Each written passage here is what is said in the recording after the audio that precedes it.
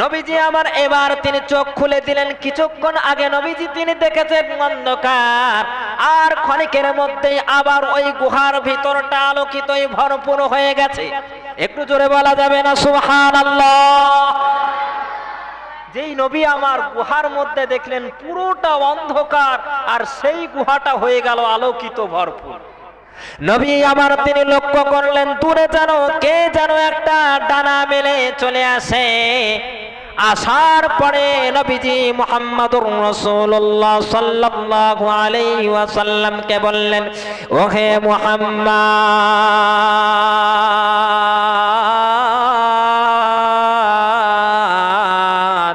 ইকরা ইয়া মুহাম্মদ, তুমি পড়ো পড়ো, পড়তে থাকো রে মুহাম্মদ। নবীজি আমার তিনি বলেন, মা আনা বিকারিইন, আমি পড়তে জানি না, আমি কি পড়বো? বিশ্ব নবীকে আবার জিবরিল আমিন তিনি বলেন, ওহে মুহাম্মদ, আপনি পড়তে আরম্ভ করুন গো নবী। নবী আবার তিনি বলেন, মা আনা বিকারিইন, আমি পড়তে জানি না। দুইবার বলা হলো, আবার নবীজি আমার তিনি বললেন, নবীজিকে আবার বলা হলো, ইকরা ইয়া মুহাম্মদ ওয়া রাসূলুল্লাহ ইয়া হাবিবাল্লাহ, আল্লাহ রাব্বুল আলামিন আপনাকে নবী করে রাসূল করে দুনিয়ার বুকে প্রেরণ করেছেন, অতএব আপনি পড়ুন, ইকরা বিসমি রাব্বিকাল্লাযী খালাক। নবী আমার তিনবারের মাথায় তিনি আবার বললেন, মা আনা বিকারিন, আমি পড়তে জানি না। অবশেষে জিবরাইল আলাইহিস সালাতু ওয়াস সালাম, বুখারী শরীফের হাদিস বাবজি, জিবরাইল আলাইহিস সালাতু ওয়াস সালাম নিজের বক্ষের সাথে বুকের সাথে নবীজিকে এরকম করে বুকে মিলিয়ে জোরের সাথে একটা যেই না জাপট দিয়েছেন, চাপ দিয়েছেন, চাপ দেওয়ার সাথে সাথে নবীজি আমার পড়তে আরম্ভ করে দিয়েছে। প্রথমবার নবীজির ওপরে পবিত্র কোরআনুল কারীমের আয়াত অবতরণ করা হলো, সূরা আলাক। এইটা যে বলছি এটা মাঝখানের স্তর, মাঝখানের স্তরের বলার উদ্দেশ্য আছে, এর মাধ্যম দিয়ে আমি প্রথম আরো দুইটি স্তর নিয়ে আসবো আপনাদেরকে। তো যাই হোক, নবীজিকে কোরআন অবতরণ করা হলো। নবীজি আমার প্রথম কোরআন অবতরণ যে করেছেন, মানে রিসিভ করেছেন, সাথে সাথে উনি কিন্তু থরথর করে কাঁপতে শুরু করে দিয়েছেন। বিশ্ব নবী রাসূলুল্লাহ সাল্লাল্লাহু আলাইহি ওয়াসাল্লাম তিনি বাড়ির দিকে রওনা হয়েছেন। নিজের স্ত্রী আম্মাজান খাদিজা আত-তাহিরা রাদিয়াল্লাহু তাআলা আনহুকে বলেন, ওহে আমার বিবি, ওহে আমার বিবি,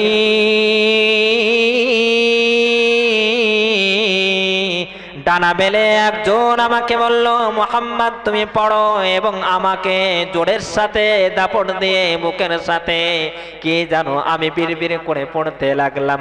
বিশ্বনবীর স্ত্রী আম্মাজান খাদিজা রাদিয়াল্লাহু তাআলা আনহা তিনি সান্ত্বনা দিলেন, ইয়া রাসূলুল্লাহ ইয়া হাবিবাল্লাহ, আপনি মানুষের ভালো চান, অতএব ওই মহান রব্বুল আলামিন আপনার উপরে কোনো খারাপ হতে দেবেন না।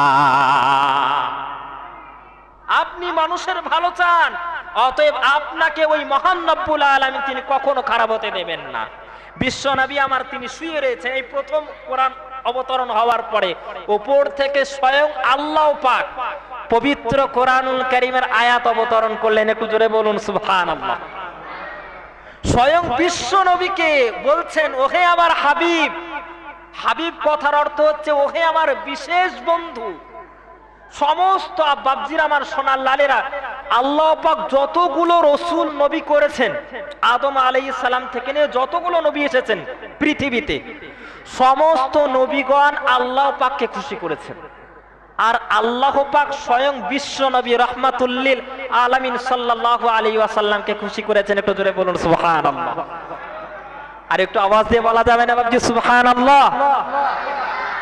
তাই আল্লাহ রাব্বুল আলামিন তিনি বলছেন, ইয়া আইয়ুহার রাসূল বাল্লিগ মা উনজিলা ইলাইকা মির রাব্বিক, ওহে আমার হাবিব,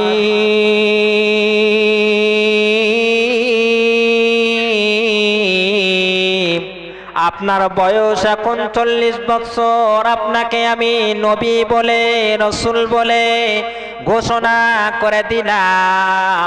আমি মহান রব্বুল আলামিন, আমি আপনাকে নবী বলে আখ্যায়িত করে দিলাম। সুতরাং আমি যা কিছু কোরআনের বার্তাগুলো অবতরণ করেছি আপনি মানুষের কান পর্যন্ত পৌঁছায়া দেন। ওহে আমার রাসূল, আপনি আপনার উপরে আমি যে কোরআনের বার্তা অবতরণ করেছি এই কোরআনের বাণীগুলো আপনি মানুষের কান পর্যন্ত পৌঁছায়া দেন। বিশ্বনবী রাসূলুল্লাহ সাল্লাল্লাহু আলাইহি ওয়াসাল্লাম মক্কা এবং মক্কার আশেপাশের সমস্ত মানুষদেরকে ডাক দিয়ে তিনি বললেন, ইয়া আইয়ুহান নাস কুলু লা ইলাহা ইল্লাল্লাহ মুহাম্মাদুর রাসূলুল্লাহ।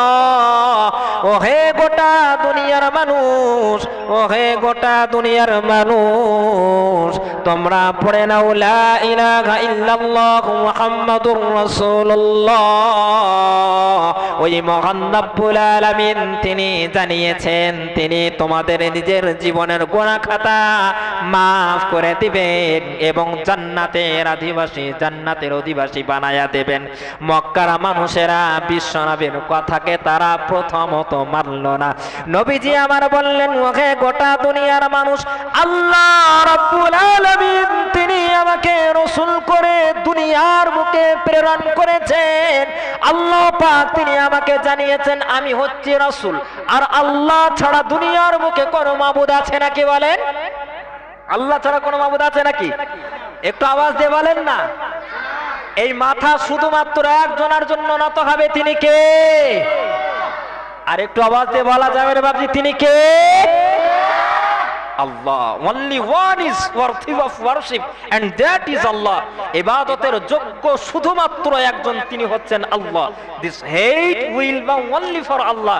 মাথা নত হবে, মাথা নত হবে শুধুমাত্র একজনের জন্য, তিনি হচ্ছে আল্লাহ। আমরা কার গোলাম গো বাবজি? একটু আওয়াজ দিয়ে বলেন, কার গোলাম?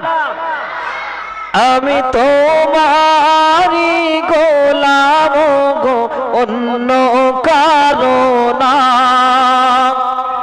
আমি তোমারি গোলাম গো, অন্য কারো না। আলিমুল গায়েব তুমি, মালিক রব্বানা। আলিমুল গায়েব তুমি, মালিক রব্বানা। তুমি আসমানে থাকো প্রভু, আমি জমিনে, তবু তোমারি প্রেম জমে হৃদয় গহীনে। আমি তোমারি গোলাম গো, অন্য কারো না। আমি তোমারি গোলাম গো, অন্য কারো না। আলিমুল গায়েব তুমি, মালিক রব্বানা। আল্লাহু আল্লাহু আল্লাহু আল্লাহ, আল্লাহু আল্লাহু আল্লাহু আল্লাহ। নারে তাকবীর। বিশ্বনবী আমার বললেন, ওহে গোটা দুনিয়ার মানুষ, আমাকে আল্লাহ পাক তিনি রসুল করেছেন। আল্লাহ পাক জানিয়েছেন যে আল্লাহ ছাড়া কোনো মাবুদ নাই। এই কথাটা মেনে নাও। মক্কার মানুষেরা প্রথমত কি নবীজির কথা মেনে নিয়েছিল গো বাবজি? প্রথমে কি মেনে নিয়েছিল? প্রথমে তারা মানেনি। নবীজি আমার, নবীজি ছিলেন একবারে অত্যন্ত বিচক্ষণ, অত্যন্ত বিচক্ষণ। আল্লাহ পাক নবীজিকে ওই জন্য, কারণ আল্লাহ পাক স্বয়ং নবীজিকে শিক্ষা দিয়েছেন। দুনিয়ার কোন মানুষের কাছে আল্লাহ পাক তিনি নবীকে শিক্ষা নিতে দেন নাই। কারণ কিসের জন্য জানেন? যদি নবীজি আমার তিনি দুনিয়ার কোন মানুষের কাছ থেকে জ্ঞান নিতেন, সেই মানুষটা বলতো, আরে আমি তো ওনাকে শিক্ষা দিয়েছি, ওনার চেয়ে বেশি বড় আমি, এরকম বলতো না। যার কারণে ভালো করে পয়েন্টগুলো বুঝে নেবেন। নবীজিকে আমার স্বয়ং শিক্ষা দিয়েছেন একজন, তিনি হচ্ছেন আল্লাহ। নবীজি আমার যখন তিনি বললেন যে কালেমা পড়ে নাও, আল্লাহ ছাড়া কোনো মাবুদ নাই, আমি মুহাম্মাদুর রাসূলুল্লাহ দয়ার নবী, শেষ নবী, প্রথমে তারা মানতে রাজি হয়েছিল না গো বাপজি। নবীজি আমার বোঝালেন, নবীজি আমার ওই জায়গায়, এই যে সিরাতুন নবী বলছি আপনাদেরকে, বুখারী শরীফের হাদিস, নবীজি আমার 4টা পয়েন্টে বুঝিয়েছেন। প্রথম নম্বর পয়েন্ট কি বললেন জানেন? নবীজি আমার সমস্ত গোটা দুনিয়ার মানুষদেরকে বললেন, ওহে মক্কার মানুষেরা, আমি মহান রব্বুল আলামিনের পক্ষ হতে প্রেরিত নবী, ওই মহান রব্বুল আলামিন তিনি আমাকে রাসূল করে দুনিয়ার বুকে প্রেরণ করেছেন, তোমরা আমাকে নবী বলে মেনে নাও। ওই মক্কা নগরের মানুষেরা তারা প্রথমত মানতে রাজি হলো না। আল্লাহর রাসূল সাল্লাল্লাহু আলাইহি ওয়াসাল্লাম তখন তিনি বললেন, ওহে গোটা দুনিয়ার মানুষ,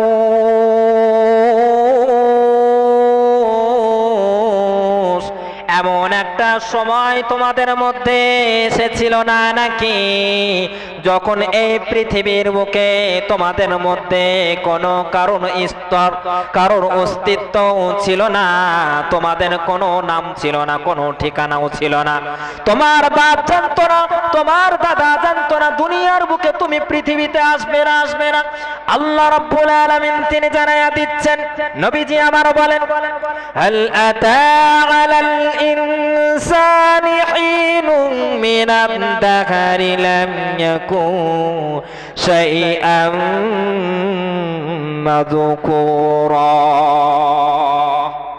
আল্লাহ পাক নবীজিকে জানিয়ে দিতে বলছেন, ওহে গোটা দুনিয়ার মানুষকে, আপনি গোটা দুনিয়ার মানুষকে জানায়া দেন গো আমার রাসূল, ওহে আমার বন্ধু, তাদেরকে বলুন এই পৃথিবীর বুকে তাদের কোনো অস্তিত্ব ছিল না, তাদের কোনো নাম ছিল না, তাদের কোনো চিহ্নও ছিল না। ফাইন্না খলাকনাকুম মিন তুরাবিন সুম্মা মিন নুতফাতিন সুম্মা মিন আলাকা, আমি মহান রব্বুল আলামিন আমি তোমাদেরকে সৃষ্টি করেছি তোমাদের মাতা পিতার মাধ্যমে, এক ফোঁটা পবিত্র পানির দ্বারাই তোমাদেরকে সৃষ্টি করেছি। ফি করারিম মাকিন, তোমাদেরকে একটি সুরক্ষিত জায়গার মধ্যে রেখে দিয়েছি।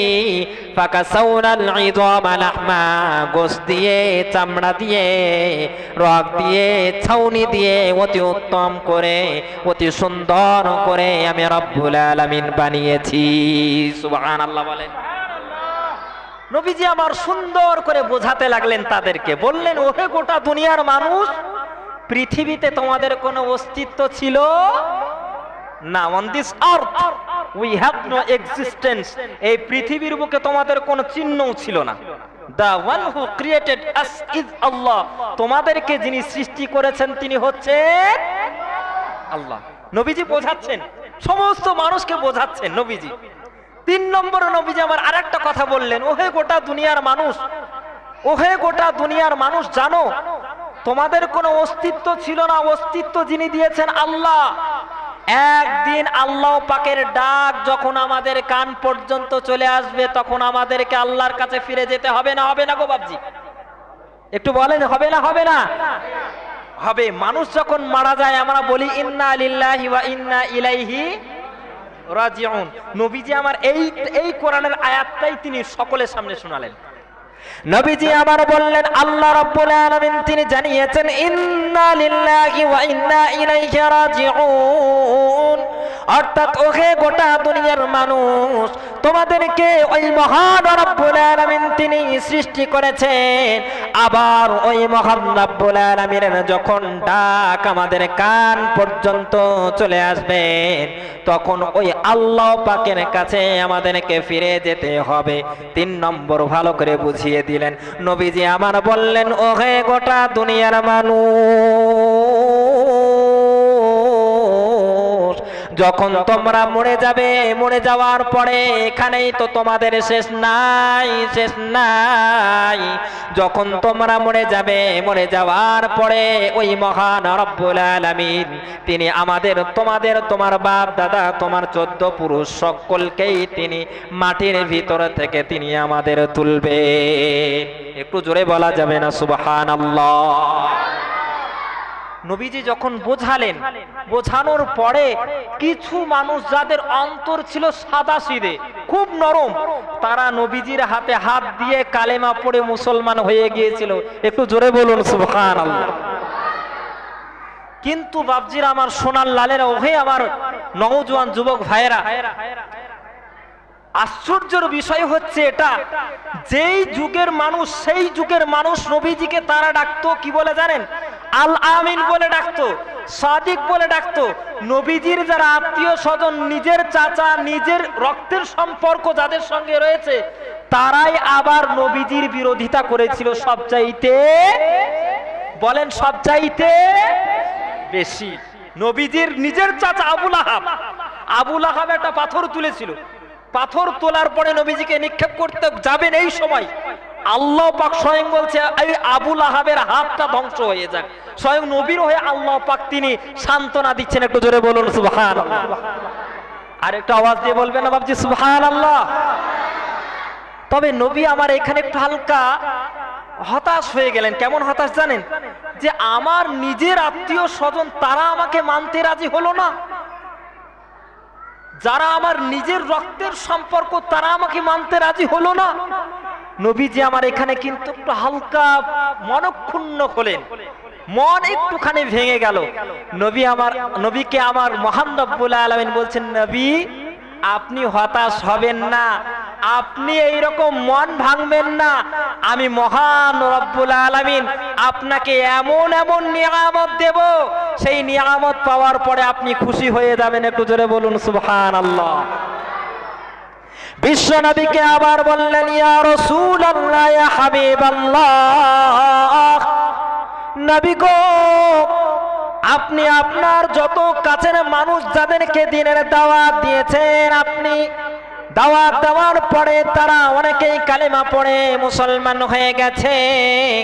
এবার আপনি একটা কাজ করেন, পার্শ্ববর্তী এলাকায় তায়েফ নামক একটা জায়গা রয়েছে, ওই তায়েফের জায়গায় আপনি সেখানে গিয়ে কালেমা পৌঁছায়া দেন, আল্লাহ ছাড়া কোনো মাবুদ নাই এবং আপনি যে সত্য রাসূল সেই কথাটা আপনি তাদেরকে বলে দেন। বিশ্বনবী আবার তায়েফ নামক ওই জায়গায় যাওয়ার পরে আবার সেখানে তিনি ঘোষণা দিলেন, ইয়া আইয়ুহান নাস, ও হে তায়েফবাসীরা, কুলু লা ইলাহা ইল্লাল্লাহ, ও হে তায়েফের লোক সকল, আল্লাহ রাব্বুল আলামিন তিনি জানিয়েছেন তোমরা কালেমা পড়ে মুসলমান হয়ে যাও, হয়ে যাও। ওই মহান রাব্বুল আলামিন তিনি তোমাদের নিজের জীবনের গুনাহ খাতা মাফ করে দেবেন এবং তোমাদের জান্নাতের মালিক বানায়া দেবেন। একটু জোরে বলবেন না সুবহানাল্লাহ। তায়েফবাসীরা তারা কিন্তু নবীজির কথাকে তো তারা মানলই না, মক্কার মানুষের চাইতে তারা আর এক গুণ বাড়া। তায়েফের বাসীরা ওই এলাকার যত যুবক ছেলে পোলাপান ছিল এবং আরো বড় বড় যত ধরনের ছেলে ছিল, তাদেরকে বলে দিল, এই যে নবী মুহাম্মদ সাল্লাল্লাহু আলাইহি ওয়াসাল্লাম আমাদেরকে এরকম কালেমা পড়ে মুসলমান বানাতে চাচ্ছে, অতএব নবী মুহাম্মদকে পাথর মারতে মারতে অতক্ষণ পর্যন্ত মারতে থাকো যতক্ষণ পর্যন্ত আমাদের তায়েফ নামক জায়গা থেকে বিতাড়িত হয়ে না চলে যায়।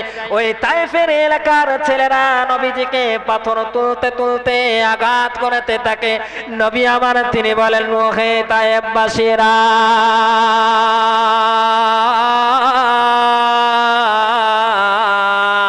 তোমরা আমায় মেরো না গো, তোমরা মেরো না, আমি যে তোমাদের ভালাইয়ের জন্য এসেছি, জাহান্নামের আগুন থেকে তোমাদেরকে বাঁচাতে এসেছি, তোমাদেরকে আমি সৎ পথ দেখানোর জন্য এসেছি, তোমরা আমায় আঘাত করো না। তায়েফবাসীরা তারা কোনো কথা শোনে না। বিশ্বনবীকে বলেন, বিশ্বনবীর কাছে রাহমাতুল লিল আলামিন সাল্লাল্লাহু আলাইহি ওয়াসাল্লামের কাছে ফেরেশতারা নালিশ জানায়, ইয়া রাসূলুল্লাহ, ইয়া হাবিবাল্লাহ, ওই তায়েফবাসীরা, তায়েফের মানুষেরা আপনাকে পাথর মারতে মারতে রক্তাক্ত করে দিয়েছে গো রাসূল, আপনি আমাদেরকে একটুখানি অনুমতি দেন, আপনি শুধুমাত্র একটুখানি আমাদেরকে অর্ডার করুন, হুকুম করুন, আপনি শুধু আমাদেরকে হুকুম করুন। এই তায়েফ এলাকা, যে পৃথিবীর বুকে তায়েফ নামক জায়গা রয়েছে, আমরা তাদেরকে এমন পরিমাণে আঘাত করব, পৃথিবীর মানচিত্র থেকে তায়েফ নামক একটা জায়গা রয়েছে, এই রকম পৃথিবীর মানুষ তায়েফটাকে খুঁজেও তারা পাবে না। নবীজিকে বললেন, ওগো রাসূল, ইয়া রাসূলুল্লাহ, ইয়া হাবিবাল্লাহ, আপনাকে তারা মারতে মারতে রক্তাক্ত করে দিয়েছে গো রাসূল। নবীজি আমার সাদা পোশাক পরিধান করে গিয়েছিলেন গো বাপজি, নবীজি আমার সাদা পোশাক পরিধান করে গিয়েছিলেন, রক্তাক্ত অবস্থায় পাথর মারতে মারতে সেই পোশাকটা লাল হয়ে গিয়েছিল। একটু জোরে বলুন সুবহানাল্লাহ। ফেরেশতারা এসে বলছেন, ইয়া রাসূলুল্লাহ, ইয়া হাবিবাল্লাহ, শুধুমাত্র একটুখানি অনুমতি দেন। কি অনুমতি? ওই যে তারা পাথর মেরে আপনাকে রক্তাক্ত করে দিয়েছে। ওগো রাসূল, আমরা তাদেরকে এমন পরিমাণে, ফেরেশতাদের তো ডানার দাপট বিশাল, আল্লাহু আকবার, সেই ডানার দাপট দিয়ে এই তায়েফ জায়গাটাকে পুরো পৃথিবীর মানচিত্র থেকে ধূলিসাৎ করে দিই। নবীজি আমার বললেন, আল্লাহু আকবার, কত দয়ার নবী, কত মায়ার নবী, উফ, আল্লাহু আকবার।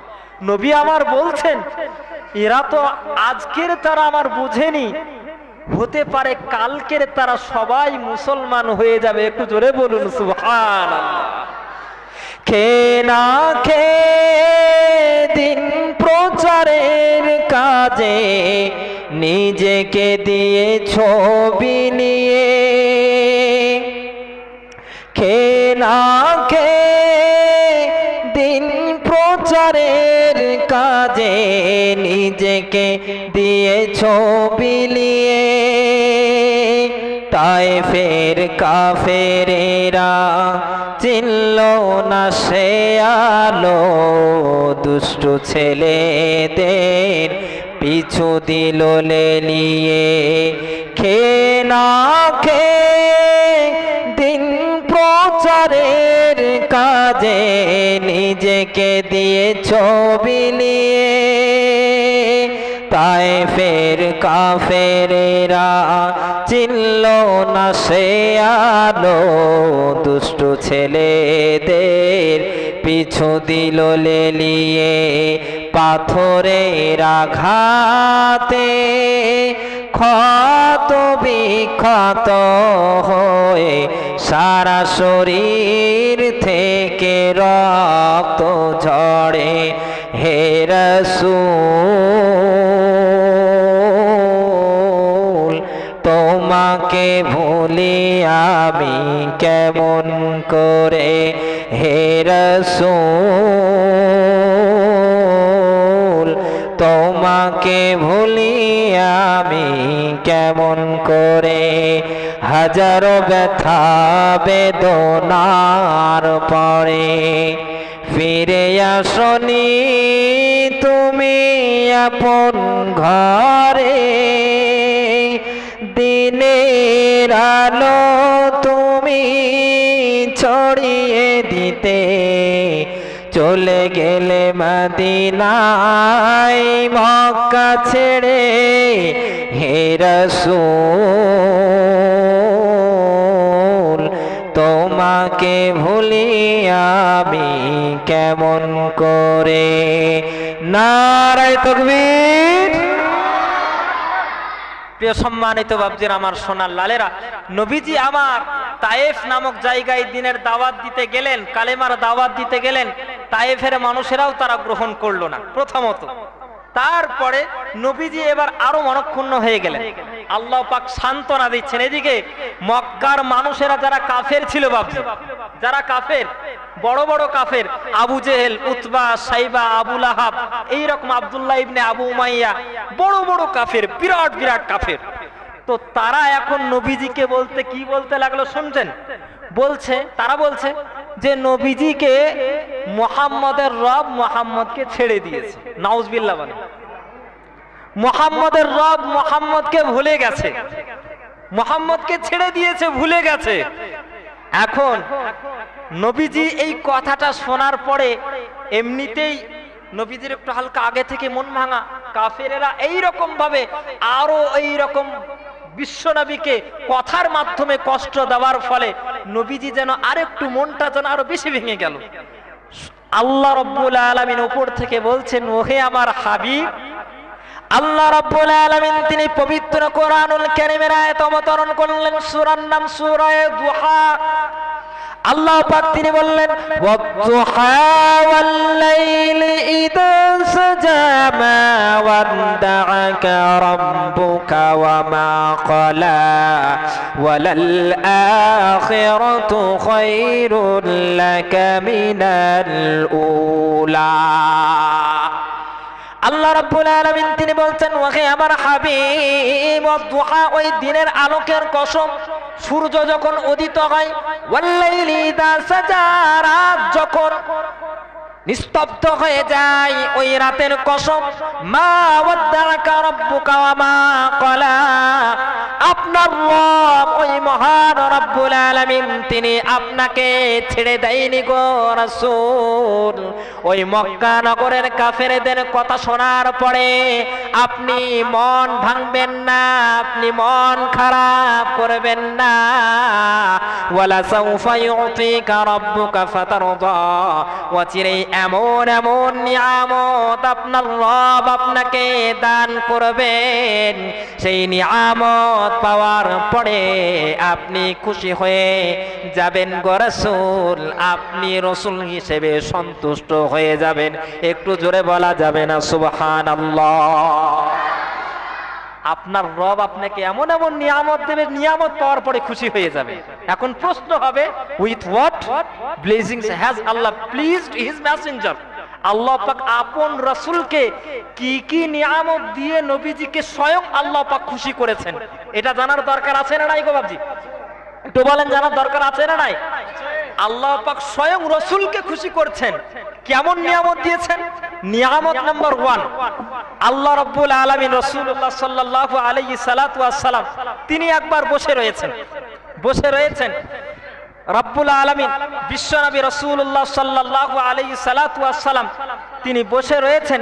এমত অবস্থায় জিবরিল আমিন বললেন, ইয়া রাসূলুল্লাহ ইয়া হাবিবাল্লাহ, ইয়া রাসূলুল্লাহ ইয়া হাবিবাল্লাহ, পূর্বের জামানায় এমন এমন উম্মতদের হায়াত দেওয়া হয়েছিল, তারা 2000 বছর 4000 বছর পর্যন্ত বেঁচে ছিল।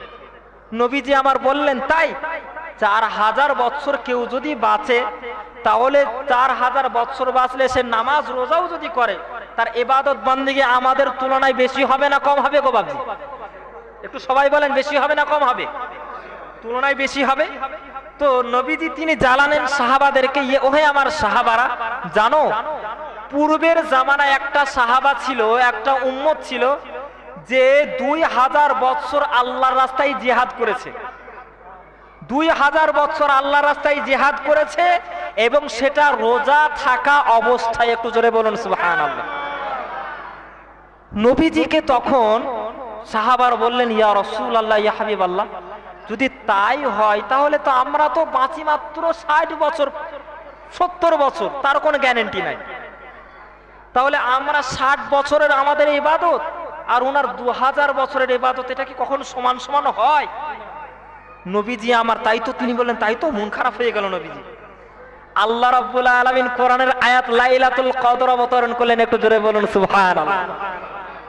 রাব্বুল আলামিন বিশ্ব নবীকে বলছেন, ওহে আমার হাবিব, তাদের আমি হায়াত দিয়েছি, 2000 বছর দিয়েছি বলে আপনি মন খারাপ করবেন না। আপনাকে আমি যে 60 বছর আপনার উম্মতদেরকে হায়াত দিয়েছি, একটা বছরের মধ্যে একটা রাত্রি রয়েছে লাইলাতুল কদরের রাত্রি। ওই রাত্রির মধ্যে আপনার উম্মতেরা যদি কেউ ইবাদত বন্দেগী করতে পারে, 1000 রাত্রি 1000 মাস ইবাদত বান্দেগি করলে যত নেকি, ওই একটা রাত্রিতে ইবাদত বান্দেগি করলে তার চাইতেও বেশি নেকি। এখন বলেন, কেউ যদি 60 বছরের লাইলাতুল কদর পালন করে তাহলে তার ওই 2000 চাইতে বেশি হবে না কম হবে? একটু সবাই বলেন, বেশি হবে না কম হবে? বেশি হবে। অতএব বিশ্বনবী সাল্লাল্লাহু আলাইহি সাল্লামের এখানে বললেন, আপনাকে আমি খুশি করে দিয়েছি। আবার নবীজি আমার নবীজির চাচা যান, নিজের চাচা যান ইন্তেকাল করেছিলেন বিশ্বনবী সাল্লাল্লাহু আলাইহি সাল্লাতু ওয়াস সালাম। এবার আসুন মিলাদুন নবীর ব্যাপারে, এর সাথে মিল। নবীজি আমার তিনি পৃথিবীতে আগমন করেছিলেন। বাবজি ভালো করে শুনবেন এই কথাটা। নবীজি আমার পৃথিবীতে আগমন করেছিলেন, কেউ বলেছেন 9 রবিউল আউয়াল, কেউ বলেছেন 10 রবিউল আউয়াল, কেউ বলেছেন 12 রবিউল আউয়াল। কথাটা ভালো করে শুনবেন। কেউ বলেছেন 9 রবিউল আউয়াল পৃথিবীতে জন্মগ্রহণ করেছেন, কেউ বলেছেন 10, কেউ বলেছেন 12।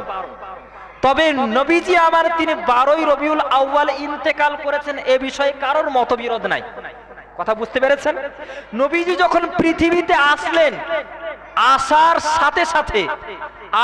সাথে সাথে মনে হলো যেন হযরতে আমিনা তিনি বলছেন, আমার গর্ভ থেকে মনে হলো যেন আল্লাহ তাআলার একটা নক্ষত্রের ছিদ্র বা নক্ষত্র যেন গর্ভ থেকে উদয় হয়ে গেল। একটু জোরে বলুন সুবহানাল্লাহ।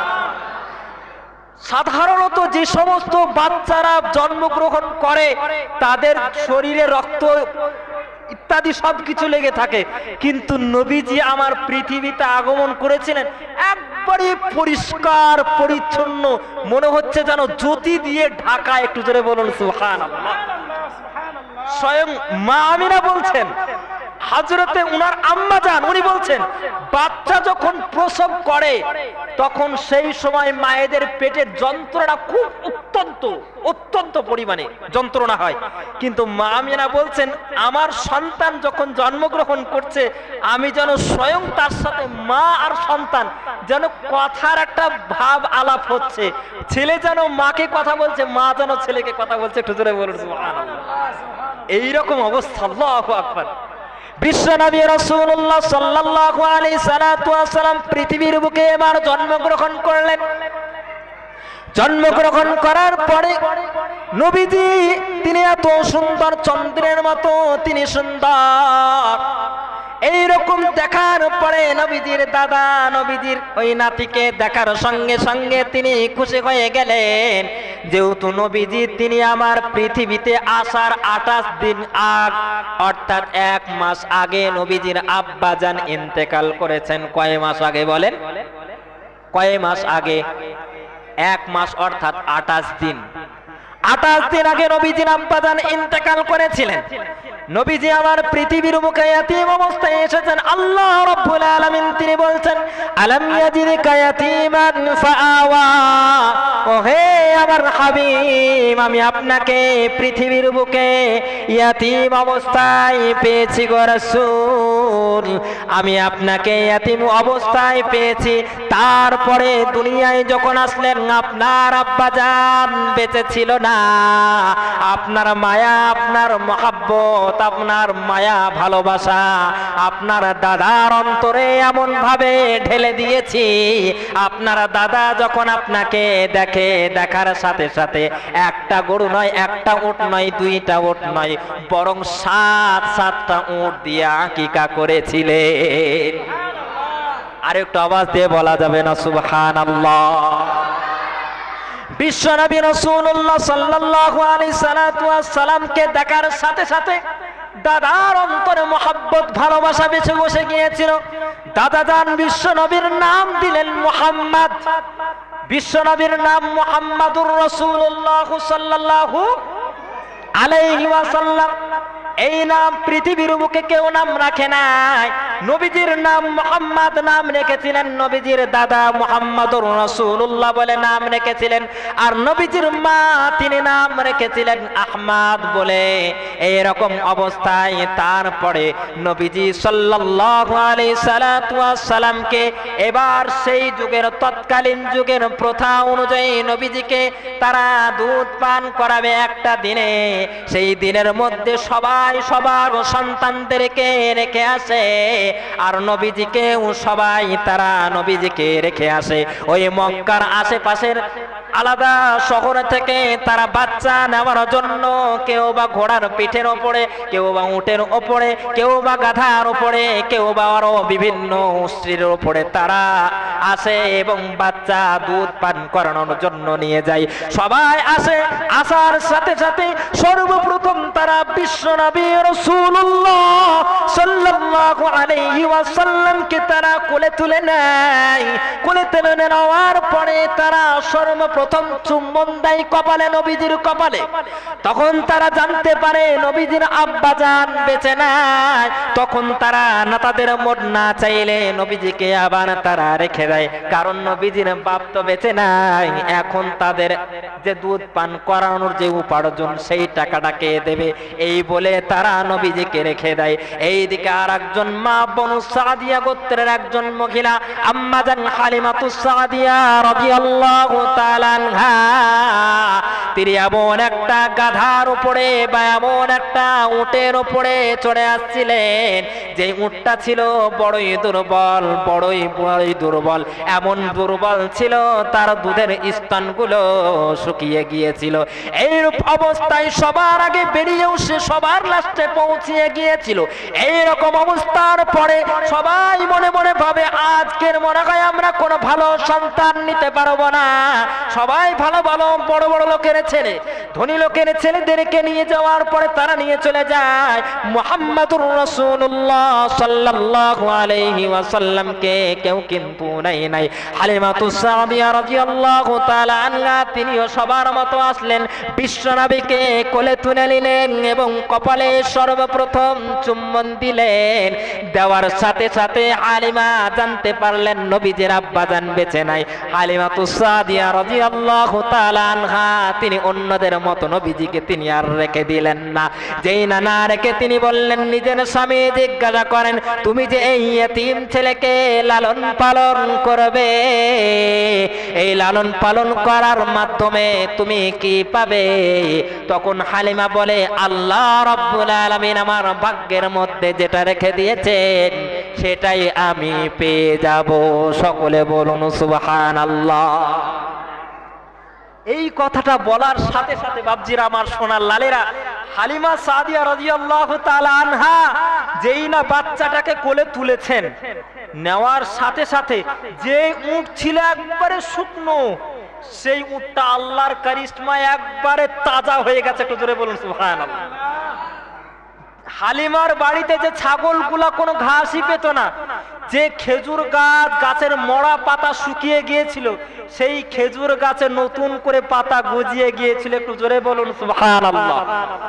দুনিয়াতে এলেন নবী মোরে তুম হয়ে, 12ই রবিউল আউয়াল মা আমিনার কোলে। দুনিয়াতে এলেন নবী মোরে তুম হয়ে, 12ই রবিউল আউয়াল মা আমিনার কোলে। বিশ্ব নবী আসিল দেখো নিজ ঘরেতে, সেই ঘরেতে আলোর প্রদীপ জ্বলার তেল ছিল না রাতে। আব্দুল্লাহর পাতার কঠিনে শিশু নবীরাই পড়ে, সবাই আসে দেখে নবীকে যাই ছেড়ে চলে। সবাই আসে আর ছেড়ে দেয়, নবীকে ছেড়ে দিয়ে চলে যায়। সবাই আসে ছেড়ে চলে যায়, সবাই আসে ছেড়ে চলে যায় ওই পথে। শিশু নবীর নিয়ে মা হালিমা, শিশু নবীর নিয়ে চলে ছুটে ছুটে সওয়ারি, পথের মাঝে মা হালিমার বুক ওই বই ভারী সেই পথেতে ছিল যত যাত্রী সওয়ারি সেই পথেতে ছিল যত যাত্রী সওয়ারি সবাইকে পেছনে ফেলে উঠো যাই তাড়াতাড়ি বলে সাথীরা ও হালিমা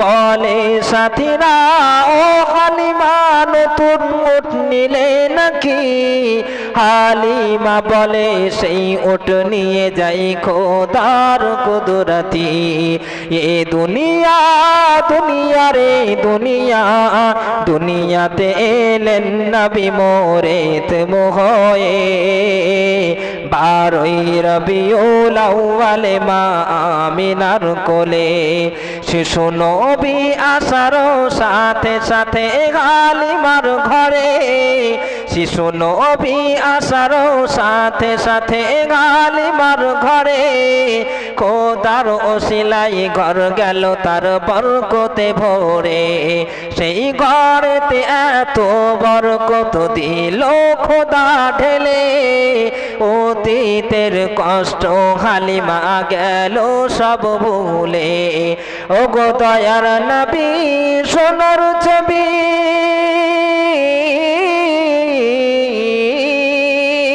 ও গো দয়ার নবী সোনার ছবি মোর হযরতে মুহাম্মদ হালিমার বুকে ভেঙেছে আজকে খুশির বাত এ দুনিয়া দুনিয়া রে দুনিয়া দুনিয়াতে এলেন নবী মোরেত মোহয়ে 12ই রবিউল আউয়ালে মা আমিনার কোলে নারায়ে তাকবীর।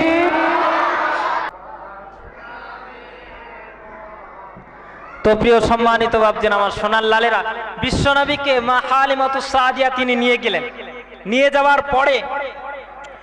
যাওয়ার পরে নবীজিকে আমার তিনি এত পরিমাণে ভালোবাসেন কারণ নবীজির যে বরকত উনি একবার স্তরে স্তরে বুঝতে পেরেছিলেন নবীজিকে যেই কোলে নিয়েছেন নেওয়ার সাথে সাথে নবীজির যে গাড়ি যেটা বললাম উট তাজা হয়ে গিয়েছিল বাড়িতে যে খেজুর গাছটা মরে পড়েছিল সেই খেজুর গাছটা আবার নতুন করে নতুন ভাবে খেজুর দিতে আরম্ভ করেছিল একটু জোরে বলুন সুবহানাল্লাহ।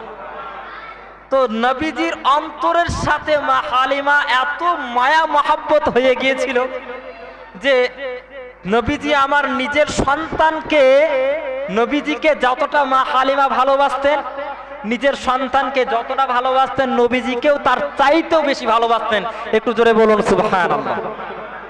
এবার নবীজির একটা দুধ ভাই ছিল বাপজি নবীজির একটা দুধ ভাই ছিল দুধ ভাইয়ের নাম ছিল আব্দুল্লাহ দুধ ভাইয়ের নাম ছিল আব্দুল্লাহ আর একটা দুধ বোন ছিল বোনের নাম ছিল সাইমা।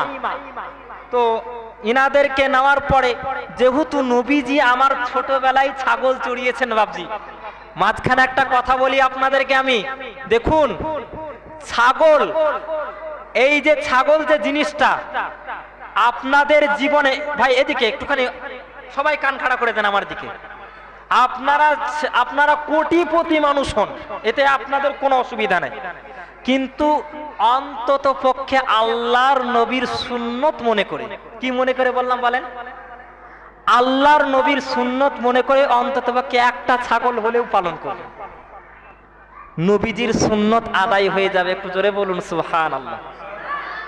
আচ্ছা নবীজি ছাগল কেনই করলেন বলেন দেখি যেহেতু যারা এই ছোট ছোট বাচ্চা ছেলেরা আপনারা যারা ছাগল চড়িয়েছেন তারা ভালো বুঝতে পারবেন ছাগলের যখন পাল থাকে ছাগল একটা চলে যায় এদিকে একটা চলে যায় এদিকে একটা চলে যায় এদিকে এই একটাকে তাল দিতে যায় আর একটা ছুটে পালিয়ে যায় এরকম হয় না গো বাবজি হয় না নবীজিকে আল্লাহ পাক স্বয়ং ট্রেনিং দিয়েছেন নবী আপনার উম্মতদের মধ্যে বহু প্রকার বহুরূপী বহু ব্রেনের মানুষ হবে বুঝতে পেরেছেন না পারেন নাই অতএব ওই আপনার উম্মতদেরকেও চড়াতে হবে কথা বুঝতে পেরেছেন? যার কারণে নবীজি দিনের ভালো কথা বলতে যাচ্ছেন, আর কাফেরেরা তারা নবীজিকে পাথর মারতে যায়। কেউ উটের ভুঁড়ি, নবীজি ইবাদত করছেন, কোনো কিছু করেন নাই, কোনো দোষ নাই, কোনো ত্রুটি নাই, কোনো বিচ্যুতি নাই। ভালো মানুষ সুন্দরভাবে আল্লাহর নামাজ পড়ছেন, নবীজির উটের ভুঁড়ি নিয়ে এসে নবীজির উপরে চাপিয়ে দিয়েছে। আল্লাহু আকবার। ওই যে নরম মানুষ, যে মানুষটাকে দেখলে অন্তর ঠান্ডা হয়ে যায়, সেই মানুষটাকে নির্দ্বিধায় অত্যাচার করেছে কাফেরেরা। তো এই যে একটা সুন্নতের কথা বললাম, একটা ছাগল হলে নবীজির সুন্নত মনে করে পালবেন, আল্লাহ পাক এর মাধ্যম দিয়েও অনেক নেকি। একটু জোরে বলুন সুবহানাল্লাহ। তো নবীজি আমার তিনি এবার নিজের দুধ ভাইয়ের সঙ্গে একবার ছাগল চড়াচ্ছেন। বয়স 4 বছর, 4 বছরের সময়, সেই সময় নবীজি সাল্লাল্লাহু আলাইহি ওয়াসাল্লাম তিনি ফেরেশতা জিবরাইল আলাইহিস সালাম তখন তিনি দেখেছিলেন। বিশ্বনবী রাসূলুল্লাহ সাল্লাল্লাহু আলাইহি সাল্লাতু ওয়াসাল্লাম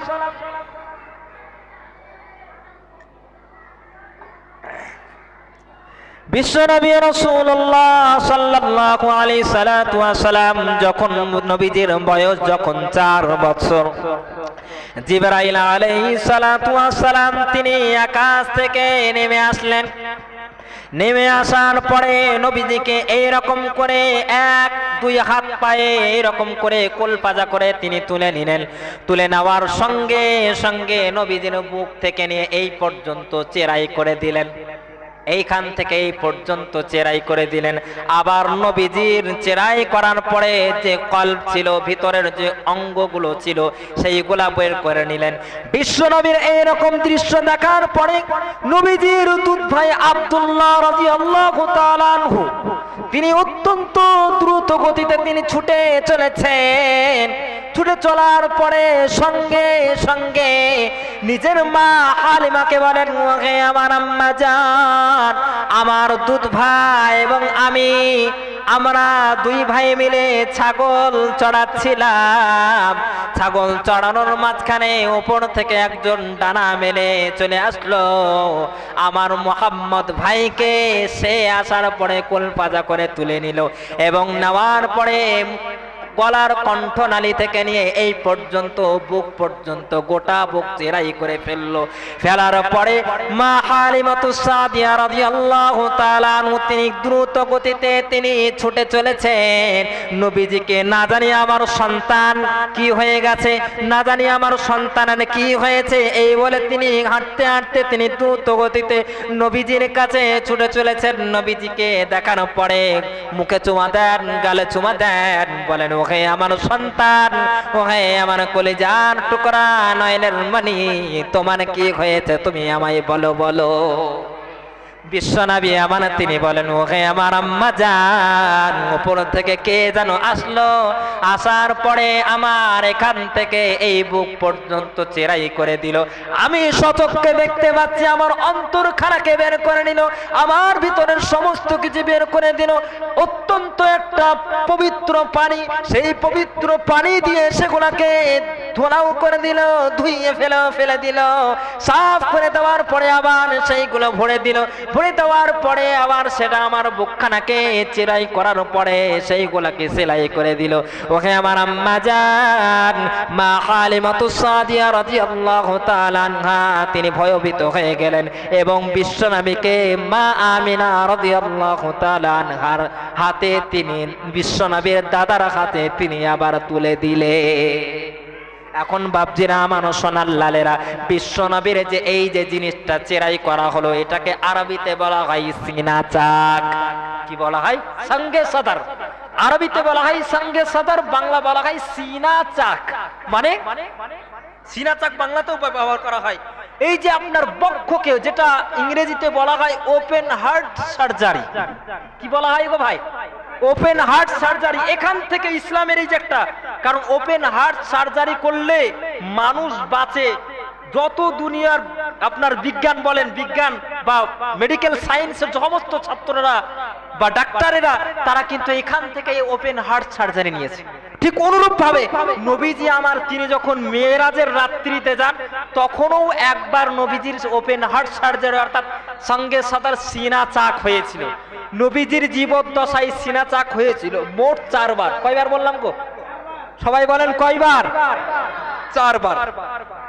তো নবীজি সাল্লাল্লাহু আলাইহি সাল্লাতু ওয়াস সালামকে ফিরিয়ে দিলেন।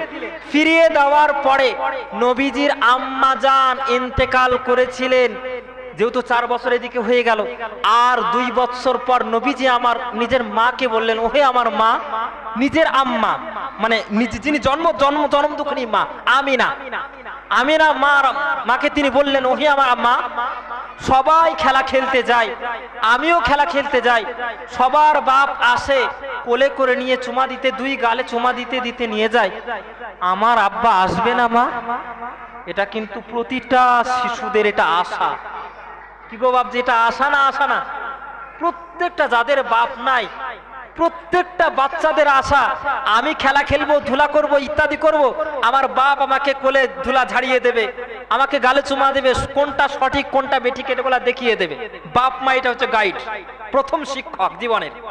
তো নিজের মাকে বলছেন, ওহে আমার আম্মা জান, আমার আব্বা কি আসবে না?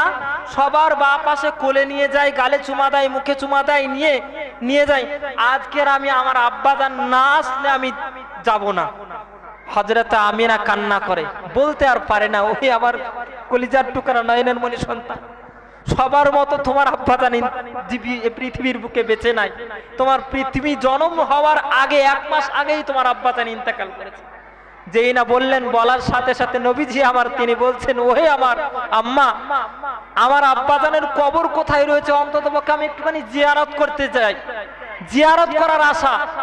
নবীজির মা, যেহেতু নবীজি সাল্লাল্লাহু আলাইহি সাল্লামের আব্বাজান উনি ইন্তেকাল করেছিলেন আবওয়া নামক জায়গায়, যেটা মদিনার কাছাকাছি একটা জায়গা, যেটা নবীজি সাল্লাল্লাহু আলাইহি সাল্লামের নানির বাড়ি ছিল মদিনায়। তো সেই কাছাকাছি মা এবং উনার নিজের একটা আপনার দাসী ছিল, সেই দাসীকে নিয়ে নবীজির মা ওই আবওয়া নামক নিজের আব্বাজানের কবর জিয়ারত করার জন্য বের হয়ে পড়লেন।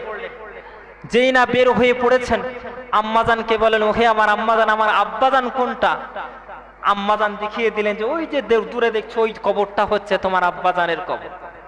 বিশ্বনবী রাসূলুল্লাহ সাল্লাল্লাহু আলাইহি সাল্লাম যেই না তিনি শুনেছেন নিজের আব্বাজানের কবর, বাজ পাখি যেমন দ্রুত গতিতে ছুটে চলে যায়, নবী আমার তিনি ওই রকম দ্রুত গতিতে ছুটতে ছুটতে আব্বাজানের কবরখানাকে কোলপাজা করে তিনি ধরেন এবং কোলে করে ধরে বলেন, ওহে আমার আব্বা,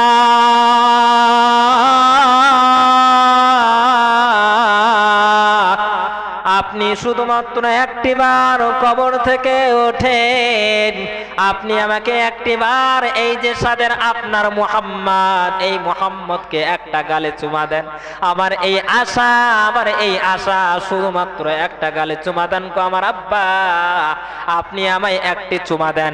আব্বা জানের কবর জড়িয়ে ধরে, বুকে করে জড়িয়ে ধরে ওই রকম করে কান্না করতে লেগেছেন। এদিকে হযরতে নবী মুহাম্মদুর রাসূলুল্লাহ সাল্লাল্লাহু আলাইহি ওয়াসাল্লামের কান্না দেখার সাথে সাথে নবীজির মা হযরতে আমিনা তিনিও কান্নায় ভেঙে গড়িয়ে দেন। এই রকম অবস্থায় নবীজি আমার কান্না করেন, কান্না অত্যন্ত কান্না।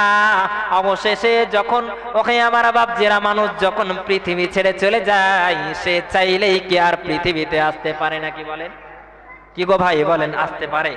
কেউ আসতে পারে? কারোর পক্ষে সম্ভব? কারোর পক্ষে সম্ভব নয়। নবীজি আমার অবশেষে হতাশ হয়ে তিনি ফিরে চলে আসছেন। সামনে বাপের কবর, আব্বাজানের কবর, পেছনে এসে দেখছেন নিজের আম্মাজান হযরতে আমিনা। তিনি এই রকম অবস্থায় ওই রকম তিনি নিজের স্বামীর কবরখানাকে দেখতে দেখতে ওই জায়গায় তিনি সর্বশেষ নিঃশ্বাস ত্যাগ তিনি করে ফেলেছেন, নিজের আম্মাজানকেও হারিয়ে ফেলেছে। একটু জোরে বলা যাবে না সুবহানাল্লাহ? নবীজি আমার তিনি আল্লাহ রাব্বুল আলামিনের কাছে বলেন, ওহে আমার আল্লাহ, সামনে আমার মায়ের লাশ আর পেছনে আমার আব্বাজানের কবর। এখন আমাকে সান্ত্বনা দেওয়ার মতো এখন আমার মাও নাই, আমার বাবা তো জন্ম থেকেই আমি দেখি নাই রে মাওলা। নিজের ওই যে নিজের আব্বাজানের দাসী ছিল, সেই তাক উনি ওনাকে নিয়ে যাওয়ার পর নবী মুহাম্মদ সাল্লাল্লাহু আলাইহি সাল্লাতু ওয়াস সালামকে কোলে করে নিয়ে নিজের মায়ের মতো তিনি নিয়ে যান নবীজির নানির বাড়ি। আবার নানির বাড়ি থেকে নিয়ে যাওয়া হয় নিজের দাদার বাড়ি। দাদা আবু তালিব, দাদা আব্দুল মুত্তালিবের হাতে তুলে দেওয়া হয়। আপনার যে সাদের বৌমা আমিনা উনিও ইন্তেকাল করেছেন, আপনার যে ছেলের যেই জায়গায় কবর রয়েছে সেই জায়গায় আপনার বৌমা সাদের বৌমা কবরের সেখানেই দাফন করে দিয়েছি।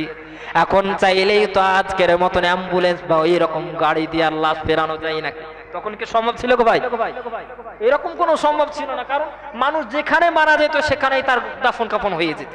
একজন মানুষ ব্যবসা করতে গিয়েছে, কারণ বিশ্বনবীর আব্বাজানের অবস্থা তো ঠিক ওইরকম, ব্যবসার জন্য বেরিয়েছিলেন, ব্যবসাতেই ওনার শরীর খারাপ হয় আর সেখানেই ওনাকে দাফন করে দেওয়া হয়। অতএব ওহে আমার ভাইরা, নিজের দাদা যান নবীজির বয়স এবার হলো 6 বৎসর।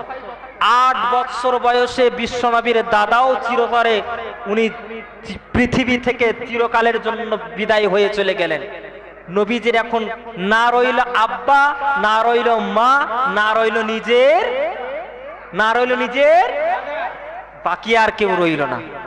নবীজির দাদা যখন ইন্তেকাল করে, নবীজির হাতটাকে ধরে আবু তালিব বিশ্বনবীর নিজের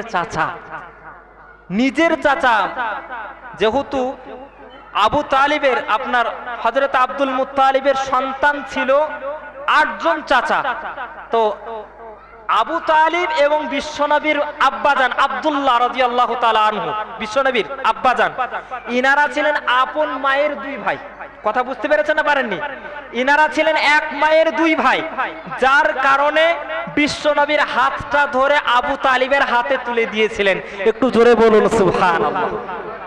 তাই মহান রব্বুল আলামিন তিনি বলছেন, আলাম ইয়াজিদিকা ইয়াতীমান ফাআওয়া ওয়া ওয়াজাদাকা দাল্লান ফাগাদা। ওহে আমার হাবিব,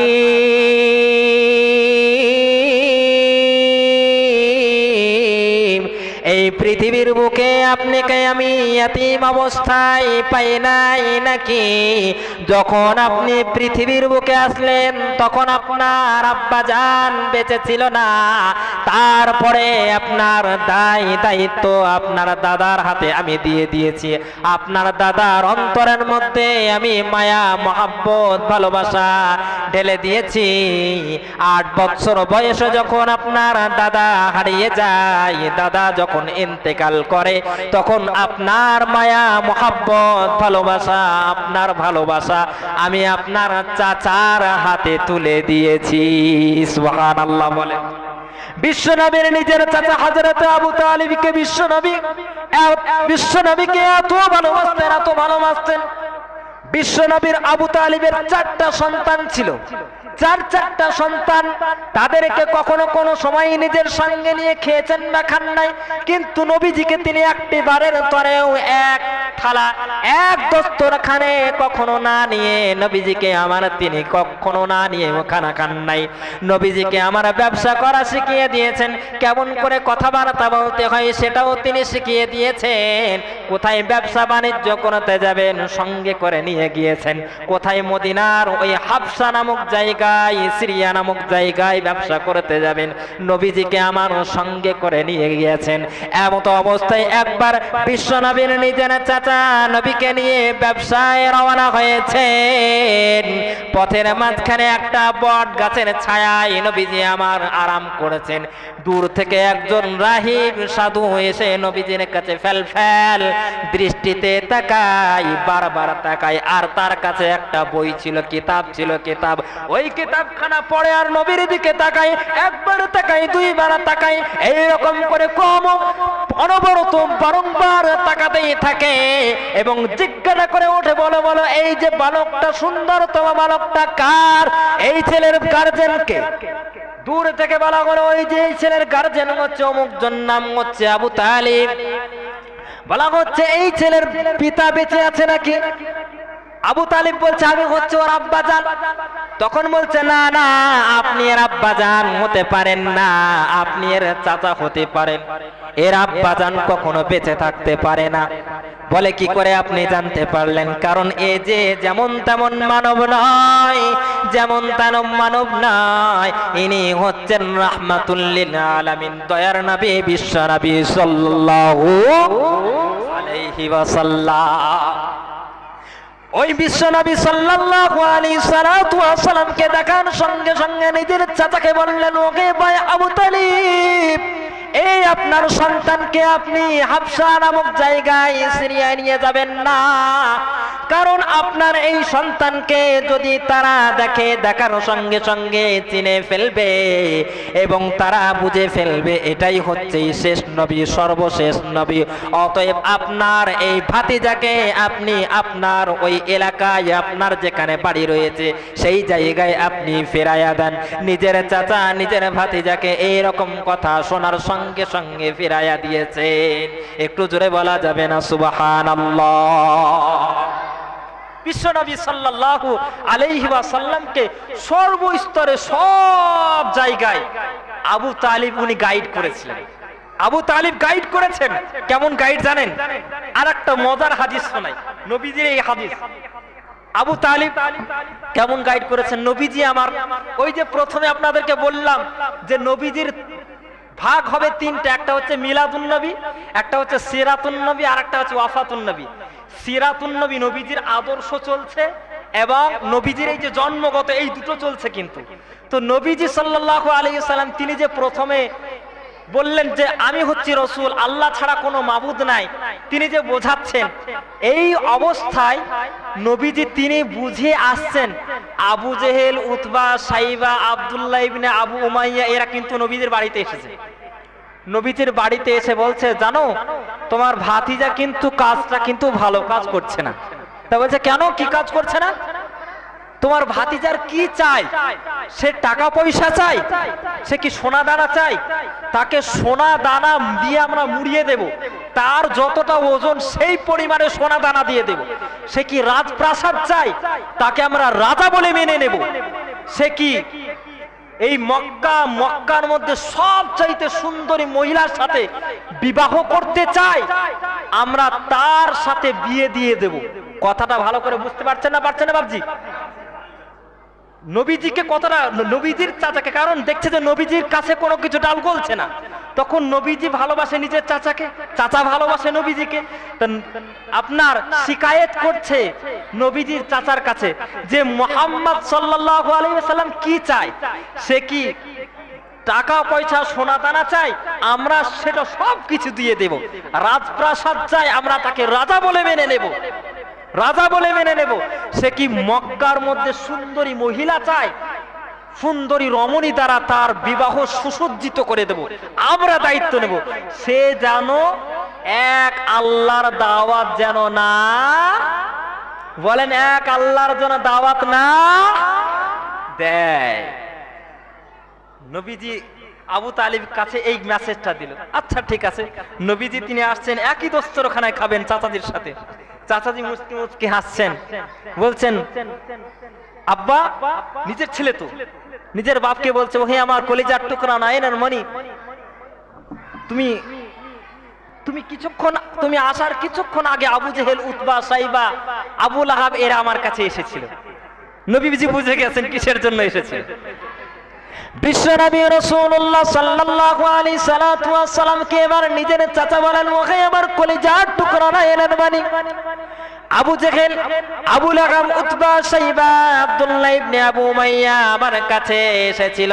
বুখারী শরীফের 2য় খণ্ডের হাদিস। বিশ্বনবীর কাছে নিজের চাচা বলেন, ওহে আমার সন্তান।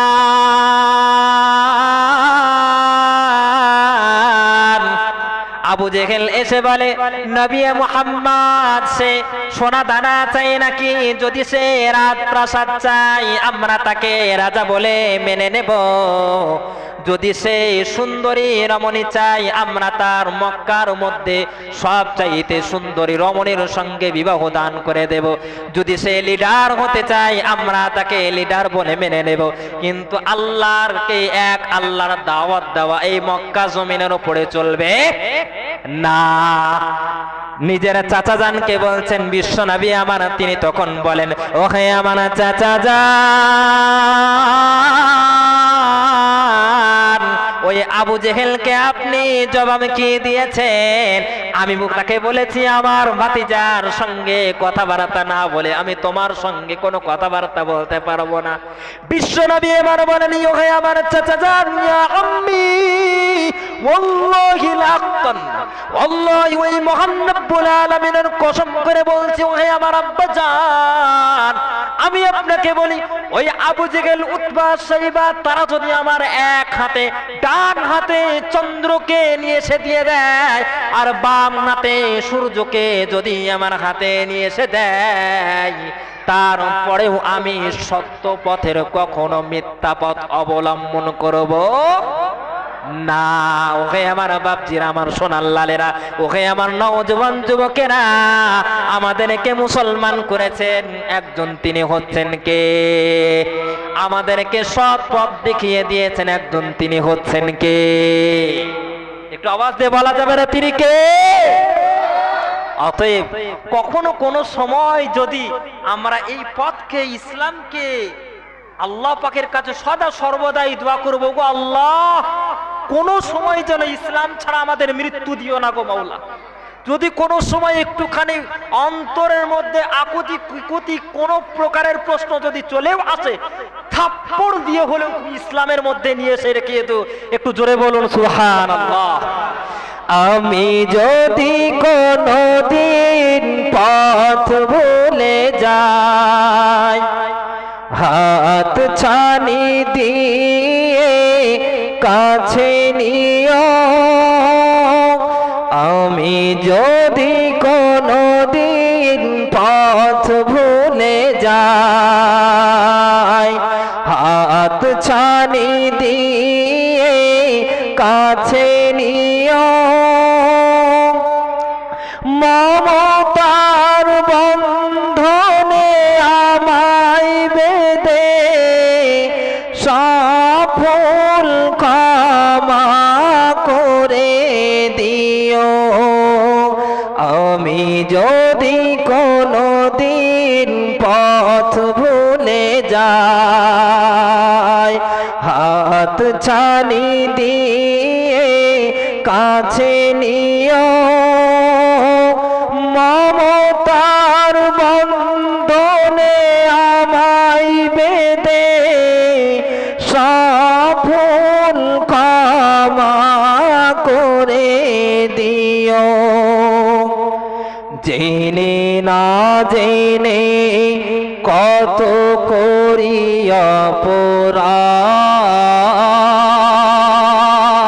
অপরাধ, কখনো করো না তুমি বাদ প্রতিবাদ।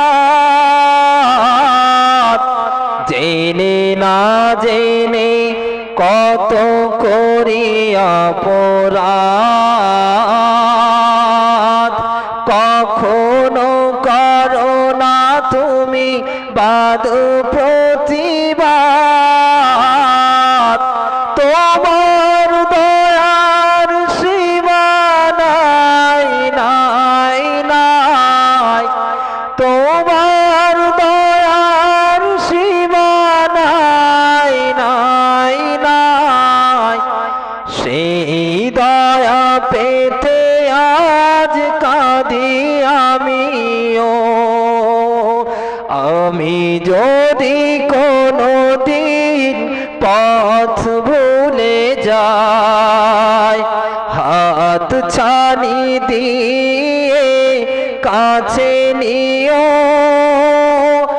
মমতার বন্ধনে আমায় বেঁধে সফল ক্ষমা করে দিও। নারে তাকবীর।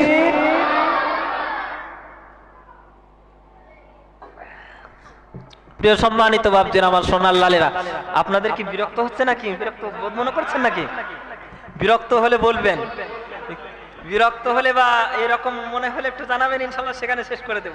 তো যাই হোক, বিশ্বনবী রাহমাতুল্লিল আলামিন সাল্লাল্লাহু আলাইহি ওয়াসাল্লাম, প্রথমে আমি বলেছিলাম যেহেতু আমি যে কথাগুলো বলছি সম্পূর্ণ কোরআন এবং হাদিস অনুযায়ী, এর মধ্যে একটাও সম্পূর্ণ কোরআন এবং হাদিস, ডাইরেক্ট কোরআন এবং হাদিস। বুখারী শরীফে 3টা স্তরে ভাগ করা হয়েছে। একটা হচ্ছে মিলাদুন নবী সিরাতুন, মানে নবী সাল্লাল্লাহু আলাইহি ওয়াসাল্লামের যে শৈশব কাল, আর একটা হচ্ছে নবুয়ত কাল, আর একটা হচ্ছে ওয়াফাতুন নবী, যেটাকে আখিরাতের সঙ্গে তুলনা করা হয়েছে। তো আমাদের যে বিষয়টা চলছে সেটা হচ্ছে রিসালাতুন নবী। নবীজি সাল্লাল্লাহু আলাইহি সাল্লাতু ওয়াস সালামকে এবার বলা হলো, নবীজি তিনি বললেন কি, আমার এক হাতে যদি চাঁদ দেওয়া হয় আর এক হাতে যদি সূর্যও দেওয়া হয়, ওহে আমার চাচা, তারপরেও আমি সত্য পথ থেকে ফিরে আসব না, কখনো নয়। নবীজির নিজের চাচা তখন কি বলছেন জানেন? বিশ্বনবী রাসূলুল্লাহ সাল্লাল্লাহু আলাইহি সাল্লাতু ওয়াস সালামের নিজের চাচা তখন আওয়াজ দিয়ে বলেন, ওহে আমার কলিজার টুকরা নয়নের মণি সন্তান, তুমি মহান রব্বুল আলামিনের দিন প্রচার করতে থাকো, প্রসার করতে থাকো। এই আবু তালিব শেষ নিঃশ্বাস থাকা পর্যন্ত তোমার সাথে রয়েছে। তোমার দিকে কেউ পাথর মারাতো দূরের কথা, কাকর দিয়ে স্পর্শ করতে পারবে না। আবু তালিব এত পরিমাণে বিশ্বনবীর সহায়ক হয়েছিলেন। নবীজি সাল্লাল্লাহু আলাইহি সাল্লাতু ওয়াস সালামের গার্জেনের দায়িত্ব পালন করেছিলেন নিজের চাচা। নবীজিকে কেমন করে ব্যবসা বাণিজ্য করতে হয় নবীজিকে তিনি শিখিয়ে দিয়েছেন, কেমন করে মানুষের সঙ্গে কথাবার্তা বলতে হয় নবীজিকে নিজের চাচা শিখিয়ে দিয়েছেন। নিজের সন্তানকে যেমন করে গাইডলাইন করে নবীজির নিজের চাচা তার চাইতেও বেশি করে গাইডলাইন করেছেন। একটু জোরে বলা যাবে না সুবহানাল্লাহ? এইরকম অবস্থায় যখন নবী আমার তিনি একবার শুনলেন নিজের প্রাণ প্রিয় চাচা নবীজি আমার সাহাবাদের সামনে কিছু কথা প্রস্তাব করেছিলেন, এইরকম অবস্থায় নবীজির কান পর্যন্ত ভেসে আসলো তার প্রাণ প্রিয় চাচা তিনি মৃত্যু শয্যায় শায়িত, অর্থাৎ মৃত্যুর শেষ মুহূর্ত। এইরকম অবস্থা নবীজি যখন আমার তিনি শুনলেন, শোনার সাথে সাথে দ্রুত গতিতে নিজের চাচার কাছে তিনি ছুটে চলেছেন এবং আসার পরে তিনি বলছেন, ওকে আমার চাচা যান,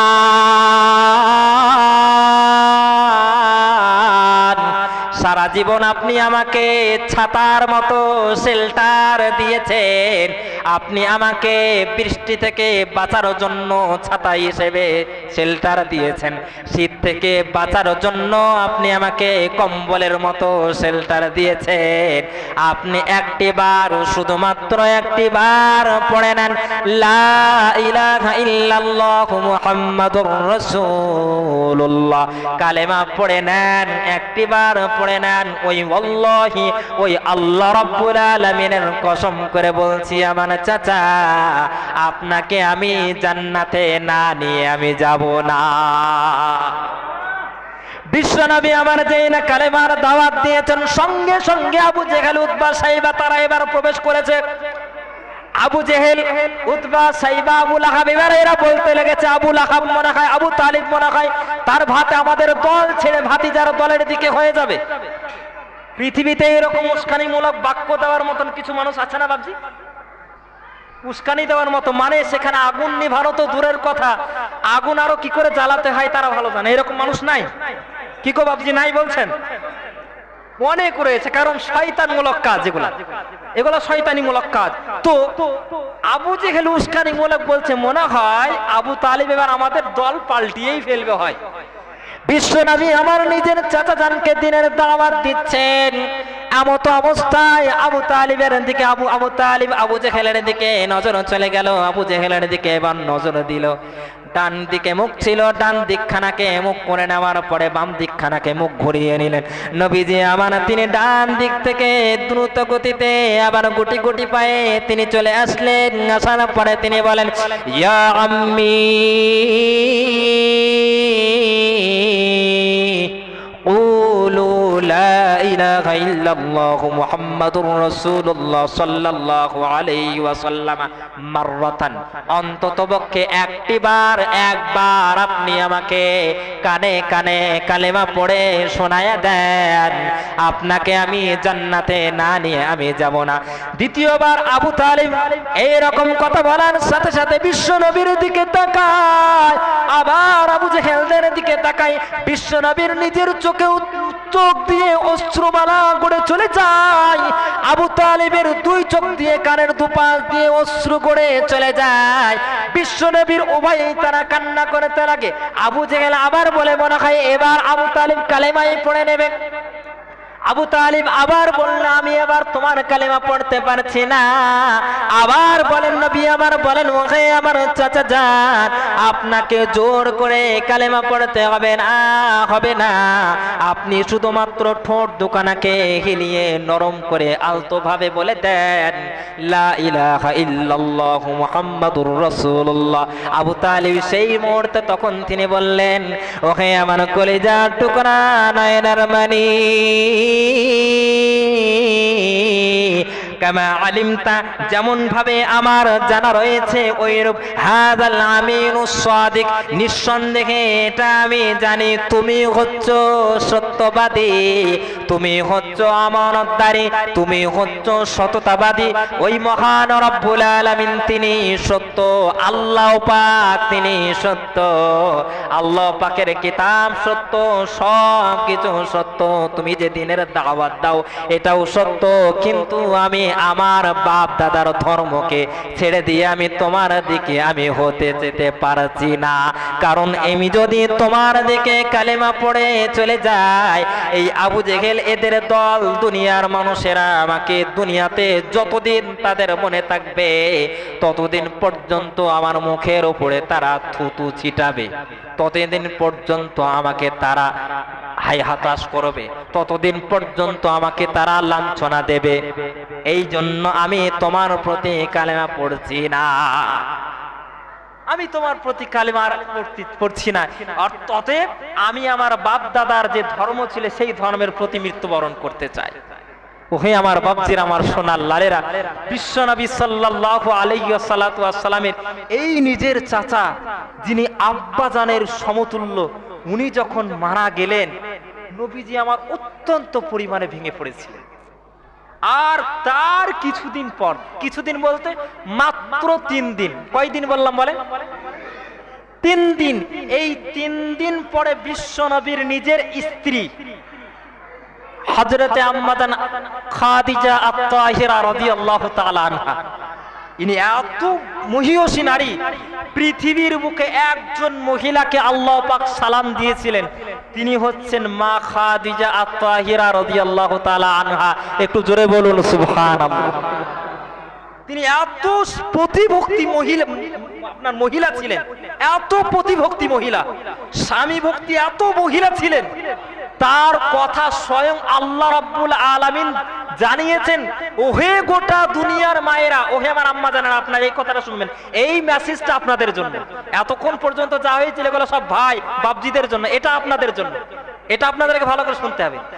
আম্মাজান খাদিজা তাহিরা রাদিয়াল্লাহু তাআলা আনহা, তিনি এত প্রতিভক্তি ছিলেন, এত প্রতি মানে স্বামী, এত স্বামী ভক্তি ছিলেন যে স্বামী ভক্তিটা আল্লাহ পাক স্বয়ং জানিয়েছেন। একটু জোরে বলুন সুবহানাল্লাহ। নবীজি আমার, তিনি রাষ্ট্রীয় দায়িত্ব পালন করতে যেতেন, কালিমার দাওয়াতে তিনি যখন যেতেন, মা খাদিজা তিনি বিছানাতে নিজের শরীর লাগাতেন না, বরং দরজার কাছে এই রকম করে হেলান দিয়ে দাঁড়িয়ে থাকতেন, কখন আমার রসুল আসবে। বিশ্ব নবী আমার, তিনি বলেন, খাদিজা আমার প্রাণ প্রিয় বিবি, উনি যতদিন আমি দরজার কাছে কখনো একটা ছাড়া 2টা টোকা দিতে হয় নাই, সঙ্গে সঙ্গে খাদিজা আমার জন্য দরজা খুলে দিয়েছে। একটু জোরে বলুন সুবহানাল্লাহ। প্রিয় সম্মানিত বাপজিরা, আমার সোনার লালেরা, ওহে আমার মায়েরা, ওহে আমার বোনেরা, আজকের আপনাদের একটা কথা বলি, আপনি হতে পারেন কোটিপতি ঘরের কন্যা, আপনি হতে পারেন রাজকন্যা, আপনার কোনো সংসারে কোনো অভাব নাই। ভালো করে শুনে রেখে দেবেন, তৎকালীন সময়ের মধ্যে এখন বর্তমানে যে সমস্ত ধনাত্মশীল ব্যক্তি রয়েছে, যেমন ভাবে মুকেশ আম্বানি, বিল গেটস, এইরকম ধরনের যারা আমরা চিনি, সেই সময়ের সব থেকে ধনী একজন ব্যক্তি ছিলেন হযরতে খাদিজা, আম্মাজান খাদিজা রাদিয়াল্লাহু তাআলা আনহা। ভাবতে পারা যায় 1500 বছর আগে মা খাদিজার তখন 2 তলা বাড়ি ছিল। একটু জোরে বলবেন না সুবহানাল্লাহ। উনি সেই সময়ে 2 তলা বাড়ি ছিল। উনি কয়েকটা রাষ্ট্রের উনি পরিচালনা করতেন, ম্যানেজার দিয়ে, বড় বড় ম্যানেজার দিয়ে উনি পরিচালনা করতেন। উনি ম্যানেজার মানে ওই রকম একটা ম্যানেজারকে রেখেছিলেন যে উনার বিশ্বনবী সাল্লাল্লাহু আলাইহি সাল্লামকে দেখার আগে উনি এইরকম আশা রেখেছিলেন উনি আর বিবাহ করবেন না, উনি আর বিবাহ করবেন না, এইরকম আশা রেখেছিলেন। নবীজিকে তিনি যখন দেখলেন, নবীজির আমানতদারি, নবীজির সততাবাদী, নবীজির সত্যতা, এই যে সমস্ত উনি যত দেখেন তত যেন মোহিত হয়ে পড়েন। স্বয়ং মা খাদিজা তাহিরা নবীজিকে বিয়ের প্রস্তাব দিয়েছিলেন। একটু জোরে বলুন সুবহানাল্লাহ, একটু আওয়াজ দিয়ে বলবেন না সুবহানাল্লাহ। আচ্ছা, ওই যে কোটিপতি একটা মহিলা, আমি ধরেন একটা গরিব, কোটিপতি একটা মহিলা আমাকে বিয়ের প্রস্তাব দিল। বিয়ের প্রস্তাব দেওয়ার মানে কতটা নরম, দেখুন কতটা নম্র। নবীজির সঙ্গে বিয়ে হওয়ার পরে নবীজি যেই বললেন আল্লাহ পাক আমাকে রসুল করে প্রেরণ করেছেন, সর্বপ্রথম কালেমা পড়ে মুসলমান যিনি হয়েছিলেন তিনি একজন মা। একটু জোরে বলুন সুবহানাল্লাহ। তিনি অন্য কোন কেউ ছিলেন না, তিনি ছিলেন হযরত আম্মাজান খাদিজা আত-তাহিরা রাদিয়াল্লাহু তাআলা আনহা। তিনি বলেছেন, ইয়া রাসূলুল্লাহ, ইয়া হাবিবাল্লাহ, আমার যত সম্পত্তি রয়েছে সব সম্পত্তি আমি আপনার পায়ের তলায় ধূলিসাৎ করে দিলাম। আপনি রাষ্ট্রীয় দায়িত্ব পালন করুন, দিন প্রচার করুন, সব বিলিয়ে দেন। একটু জোরে বলুন সুবহানাল্লাহ। গারে হিরা থেকে নবীজির মক্কার এখান থেকে নিয়ে কয়েক মাইল দূরত্ব রাস্তা। আর ওই যে আপনার নবীজি তিনি যে গারে হিরার মধ্যে ধ্যান করতেন, ধ্যানেরত ছিলেন নবী গারে হিরাতে, ধ্যানেরত ছিলেন নবী গারে হিরাতে। ফুরকান হামিদ নাজিল হলো জিবরিল দারাতে, ফুরকান হামিদ নাজিল হলো জিবরিল দারাতে। ধ্যানরত ছিলেন নবী গারে হিরাতে, ফুরকান হামিদ নাজিল হলো জিবরিল দারাতে। ফুরকান হামিদ নাজিল হলো জিবরিল দারাতে। নারে তাকবীর। তো বাবজির আমার সোনার লালেরা, সেই মা উনি নিজ হাতে করে খাবার উনি মাথায় নিয়েছেন। বিশ্বনবী রাসূলুল্লাহ সাল্লাল্লাহু আলাইহি ওয়াসাল্লাম, প্রথমে আপনাদেরকে বলেছিলাম, এই কথা দিয়ে শুরু করেছিলাম, নবীজি আমার গারে হিরার মধ্যে ধ্যান করেছিলেন। মা খাদিজা তাহিরা রাদিয়াল্লাহু তাআলা আনহা নবীজির খাবারের ওই যে পুটলি, খাবারের ঝোলা এরকম করে মাথায় নিয়েছেন, পানি নিয়েছেন হাতে। ওই রকম ধরনের একটা ধনী মহিলা, তিনি গুটি গুটি পায়ে কয়েক মাইল তিনি চলেছেন।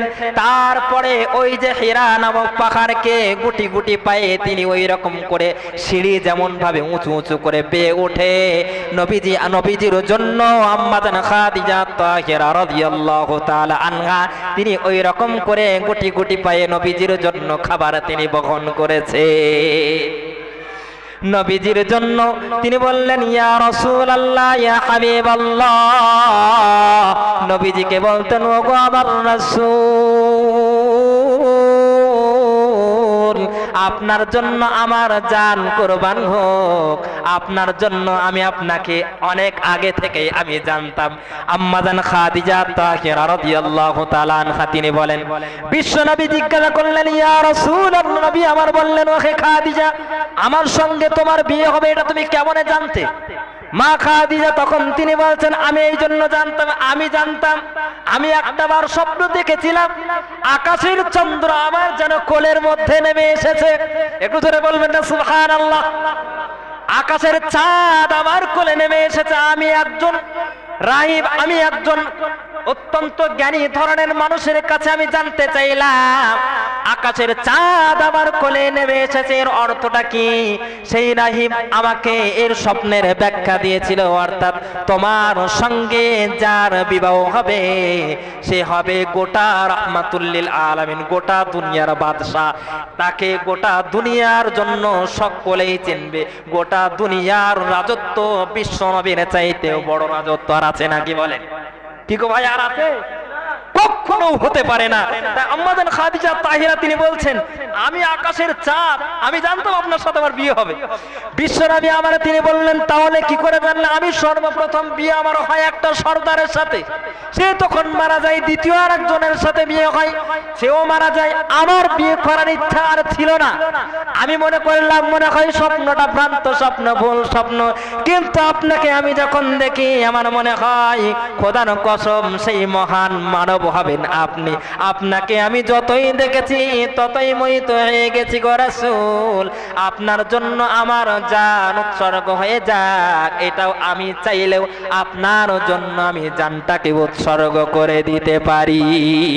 ওহে আমার মায়েরা, ওহে আমার জননীরা, স্বামী ভক্তি কেমন হয় মা খাদিজাকে আপনারা দেখে চিনে নেন। বিশ্বনবী আমার তিনি বলেন, খাদিজাকে বলছেন, ওহে খাদিজা,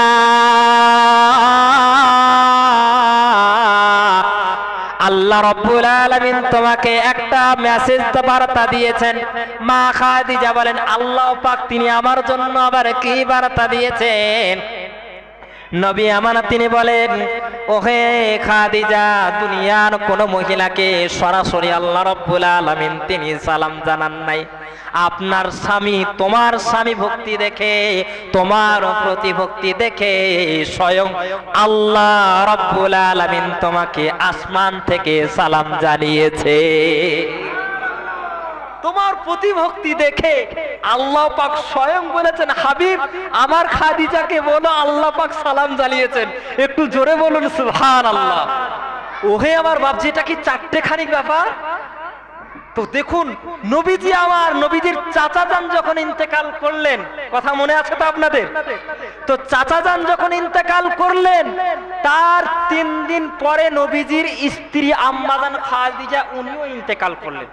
নবীজির সব চাইতে 2 জন কাছের মানুষ, সব চাইতে 2 জন কাছের মানুষ, ওনারা একই বছরে ইন্তেকাল করেছিলেন।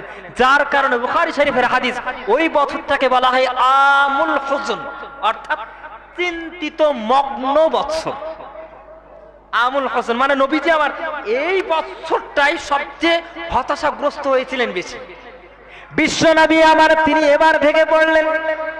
নবীজিকে এবার আল্লাহ রাব্বুল আলামিন কি বলে সান্ত্বনা দেবেন তিনি বুঝতে পারছেন না। আল্লাহ রাব্বুল আলামিন স্বয়ং জানাচ্ছেন জিবরিল আলাইহিস সালাতু ওয়াস সালামকে, বলেন, ওহে আমার, ওহে জিবরিল, আমার হাবিবের 2 জন কাছের মানুষ, তারা আমার কাছে আমি নিয়েছি।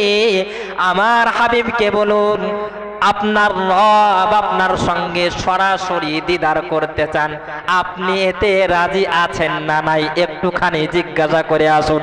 নবীজিকে যখন জিজ্ঞাসা করা হলো, ইয়া রাসূলুল্লাহ, ইয়া হাবিবাল্লাহ, আপনি এই যে সময়টা আপনি চিন্তিত অবস্থায় রয়েছেন, আপনার সঙ্গে মহান রব্বুল আলামিন দিদার করতে চান। বিশ্বনবী আমার তিনি এবার খুশি হয়ে গেলেন। একটু জোরে বলা যাবে না সুবহানাল্লাহ?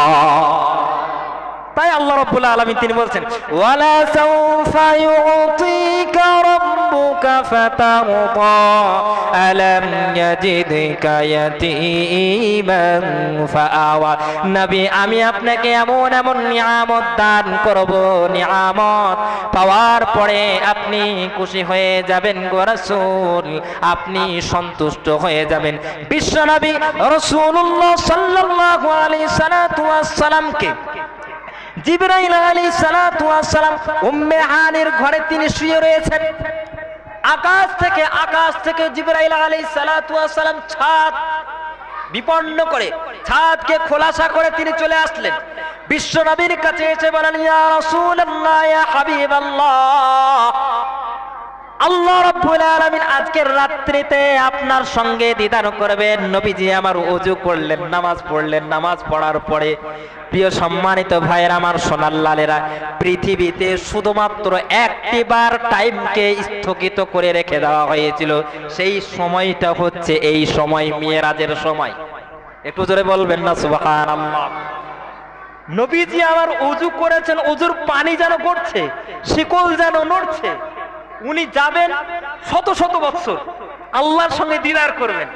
এদিকে স্বাভাবিকভাবে যেমন চলে যাচ্ছে, আল্লাহর সঙ্গে দিদার করে এসে সেই ওযুর পানি, সেই শিকল নড়া সেই রকম রয়েছে। একটু জোরে বলুন সুবহানাল্লাহ। টাইম ট্রাভেল বলা হয় এটাকে ইংরেজিতে। তাই পৃথিবীর মধ্যে শুধুমাত্র এই একটিবার, আর একটা হাদিসে এসেছে নবীজি আমার ওখানে নামাজের ক্ষেত্রে একটা টাইম ট্রাভেল হয়েছিল। এই দুইটি বার শুধুমাত্র টাইম ট্রাভেল করা হয়েছে, অন্য সময় নয়। তো নবীজিকে নিয়ে যাওয়া হয়েছে, জিবরাইল আলাইহিস সালাতু ওয়াস সালাম তিনি নিয়ে যাচ্ছেন মক্কা থেকে নিয়ে, আপনার মক্কার ওই মসজিদে হারাম থেকে নিয়ে মসজিদে আকসা, যেটা আপনার বাইতুল মাকদিস, ফিলিস্তিনের জেরুজালেম, মসজিদে আকসা চিনেন তো বাবজি? মসজিদে আকসা ওই যে ফিলিস্তিনের যে মসজিদটা, আপনার ইহুদিরা ওইটার জন্য, ওই গাজাকে কেন্দ্র করে জেরুজালেমকে দখল করার জন্য অনবরত একবারে নিষ্পাপ শিশুদেরকে তারা অনবরত হত্যা করেই চলেছে। পৃথিবীর মধ্যে সবচাইতে তারা জালিম, অথচ সবাই জানে কিন্তু কেউ কিছুই বলে না। সোভিয়েত ইউনিয়ন, আমেরিকা কি জানে না? বলেন কি গো ভাই, জানে না আমেরিকা? নিশ্চিত জানে, কিন্তু তারা চুপ, এক্ষেত্রে চুপ। তো যাই হোক, নবীজিকে আমার মসজিদে হারাম থেকে নিয়ে মসজিদে আকসা পর্যন্ত জিবরাইল আলাইহিস সালাতু ওয়াস সালাম তিনি নিয়ে গেছেন বোরাক নামক একটা বাহন। কি নাম বললাম বলেন? বোরাক। এই বোরাক নামক যে বাহনটা, এই বাহনটার মধ্যে সিট ছিল দুইটা। কয়টা সিট ছিল? দুইটা। একটা ছিল জিবরাইল আমিনের জন্য, জিবরাইল আলাইহিস সালামের জন্য, একটা ছিল বিশ্বনবীর জন্য। বিশ্বনবী রাসূলুল্লাহ সাল্লাল্লাহু আলাইহি সাল্লাতু ওয়াস সালামের জন্য আল্লাহ রাব্বুল আলামিন বলেন, সুবহানাল্লাযী আসরা বিআবদিহি লাইলাম মিনাল মাসজিদিল হারামি ইলাল মাসজিদিল আকসাল্লাযী বারাকনা হাওলাহু লিনুরিয়াহু মিন আয়াতিনা ইন্নাহু হুয়াস সামিউল বাসীর। সুবহানাল্লাযী ইয়াসরা, সুবহান সেই সত্তা যিনি আপন একজন বান্দা বিশ্বনবী রাসূলুল্লাহ সাল্লাল্লাহু আলাইহি সাল্লাতু ওয়াস সালামকে সফর করিয়েছেন মসজিদে হারাম থেকে নিয়ে মসজিদে আকসা পর্যন্ত। তারপরে তিনি মসজিদে আকসা থেকে নিয়ে প্রথম আসমান, দ্বিতীয় আসমান, তৃতীয় আসমান, চতুর্থ আসমান, পঞ্চম আসমান, ষষ্ঠম আসমান, সপ্তম আসমান, তারপরে সিদরাতুল মুনতাহা পর্যন্ত সফর করিয়েছেন।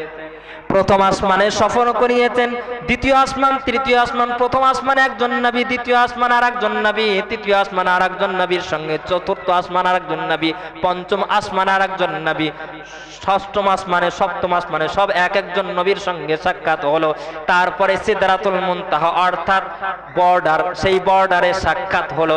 সিদরাতুল মুনতাহা যখন নবীজি আমার, তখন তিনি গেলেন বোরাক আর সামনের দিকে যেতে চাই না। জিবরাইল আলাইহিস সালাতু ওয়াস সালাম তিনি বললেন, ইয়া রাসূলুল্লাহ,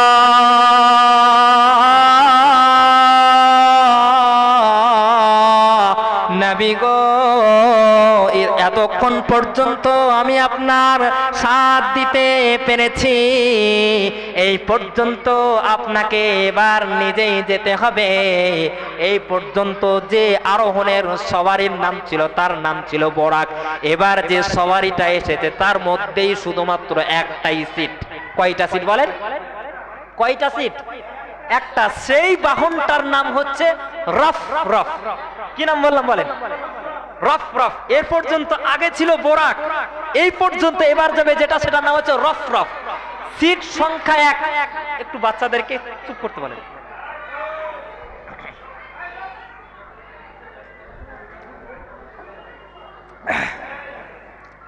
তো এর আগ পর্যন্ত যে সিট ছিল 2টা, তার নাম ছিল বোরাক, আর এবার সিট হচ্ছে একটা, নাম হচ্ছে রফ রফ।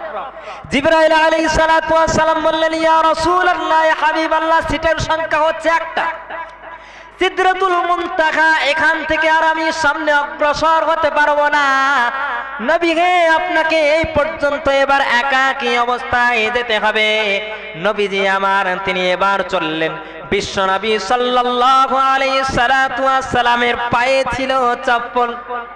তিনি এবার আল্লাহর সঙ্গে দিদার করতে যাবেন, চপ্পলখানা তিনি খুলে আসতে যাবেন। আল্লাহ রাব্বুল আলামিন তিনি বলছেন, ওহে আমার বন্ধু, ইয়া হাবিবি, ওহে আমার বন্ধু, ওহে আমার রাসূল, আপনার চপ্পল আপনি খুলবেন না গো নবী, আপনার চপ্পল পরে আপনি আল্লাহর কাছেই চলে আসুন। একটু জোরে বলা যাবে না সুবহানাল্লাহ? অথচ এর আগে একজন নবী, সাইয়্যিদনা হুদ আলাইহিস সালাম, সাইয়্যিদনা হুদ আলাইহিস সালাম মানে আদম আলাইহিস সালামের একটা সন্তান, হুদ আলাইহিস সালাম হবে অথবা কোন একজন ওনার একটা সন্তান।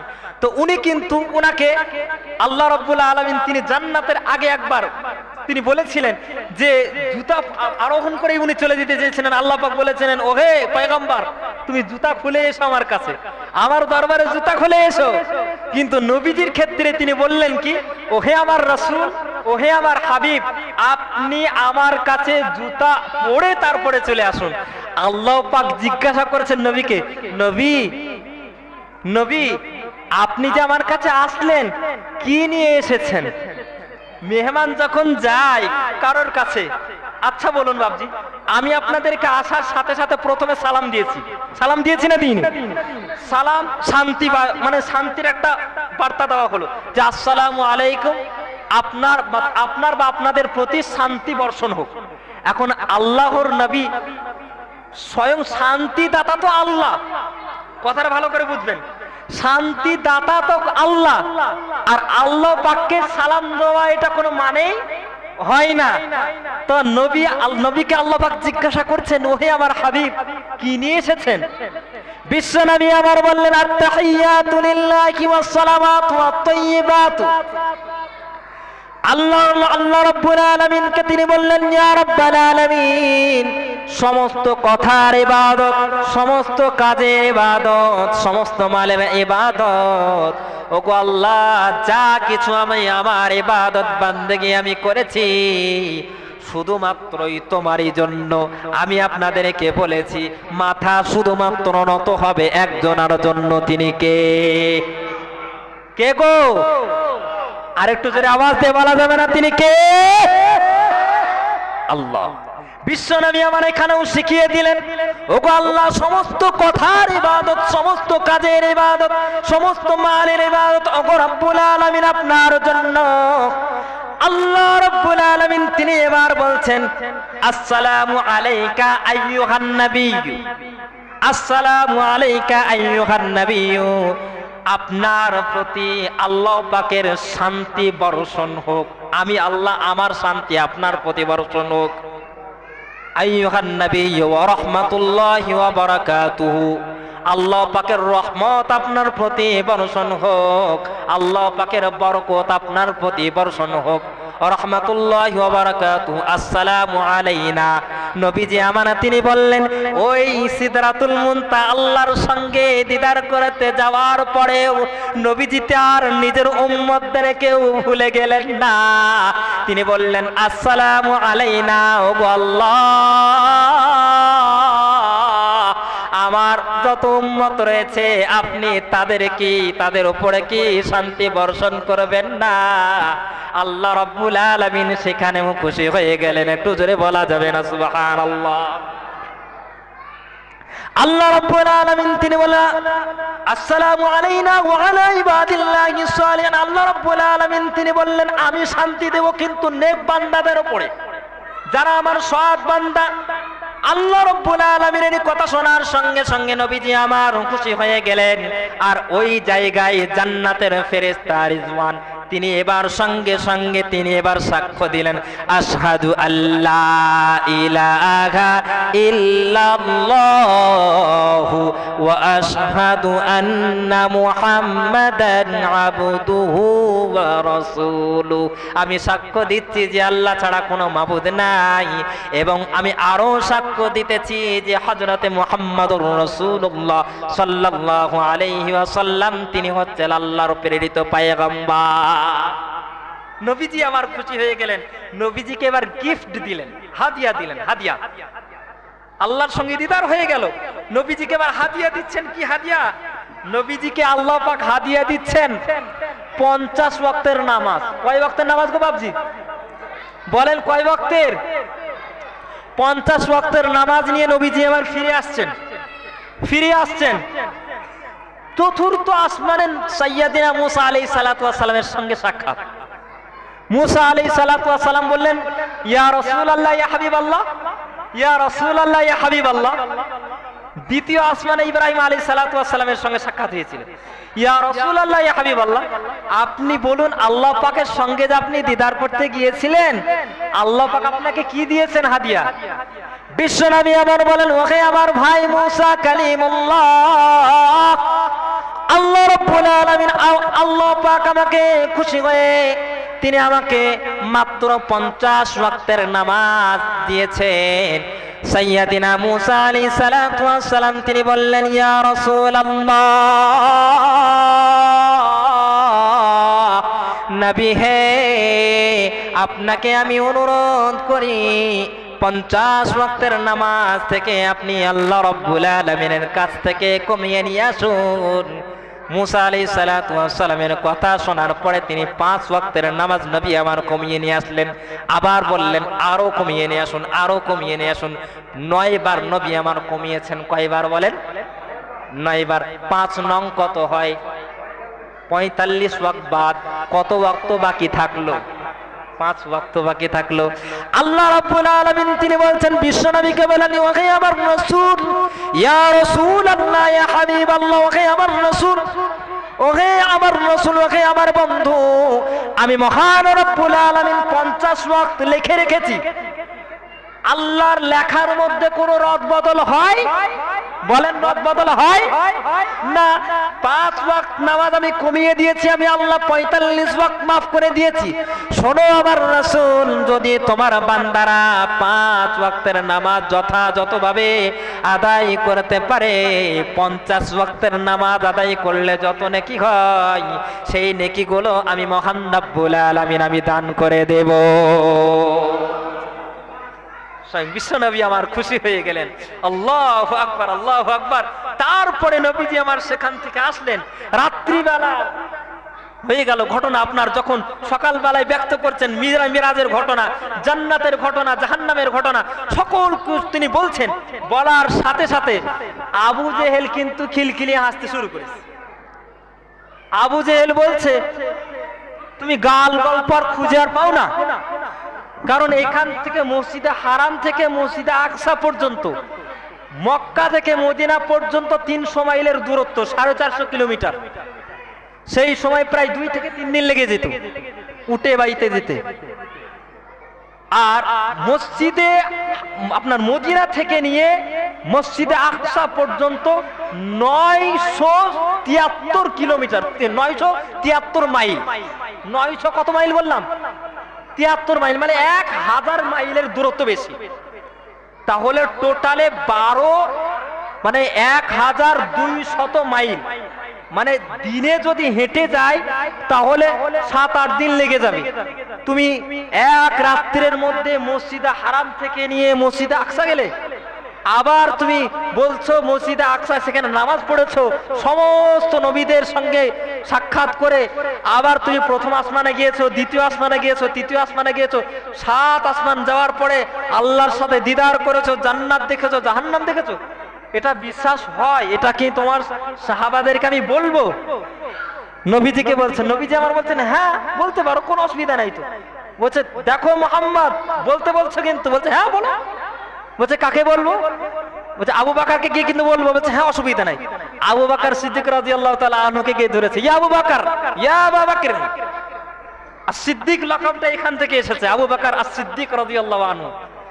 আবু বকর বলছে আবু বকর তোমার বন্ধু কি বলছে শোনো। তা কি বলছে? বলছে তিনি নাকি গত রাত্রে আল্লাহ পাকের সঙ্গে দিদার করেছেন, মসজিদে হারাম থেকে মসজিদে আকসা গিয়েছেন। সেখান থেকে প্রথম আসমান, দ্বিতীয় আসমান, তৃতীয় আসমান, 7 আসমান, সিদরাতুল মুনতাহা, আল্লাহর সঙ্গে কথা বলেছেন। 50 ওয়াক্তের নামাজ নিয়ে এরকম বারবার যাওয়া হয়েছে। তারপরে রাত্রে আবার ফিরে এসেছে। এটা আমাদের, তুমি বিশ্বাস করো? আবু বকর সিদ্দিক রাদিয়াল্লাহু তাআলা আনহু তিনি বলছেন কথাটা কার, কে বলেছেন? বলছেন নবী বলেছেন। আবু বকর সিদ্দিক রাদিয়াল্লাহু তাআলা আনহু তিনি বলছেন ওয়াল্লাহি ওয়া আল্লাহর কসম, বিশ্ব নবী আমার তিনি যদি বলে থাকেন কিঞ্চিত পরিমাণের মধ্যে কোনো প্রকার সন্দেহ হতে পারে না। একটু জোরে বলবেন না সুবহানাল্লাহ, নারে তাকবীর। প্রিয় সম্মানিত বাপজির আমার সোনার লালেরা, এই ছিল আমার নবী সিরাতুন নবী, নবীজির সিরাত। এখান থেকে আদর্শ আমাদেরকে নিতে হবে, নবীজির আদর্শকে নিতে হবে। ওহে আমার বাপজির আমার সোনার লালেরা, নবীজির প্রত্যেকটা আদর্শ যদি আমরা ধারণ করতে পারি, তিনি যখন বিচার করেছেন সব চাইতে তিনি বিচক্ষণ বিচারক। তিনি যখন যুদ্ধের নেতৃত্ব দিয়েছেন সব থেকে তিনি একজন নেতৃত্ববান ব্যক্তি। তিনি যখন ইলম প্রদর্শন করেছেন, ইলম যখন বন্টন করেছেন, সব থেকে বড় একজন শিক্ষক।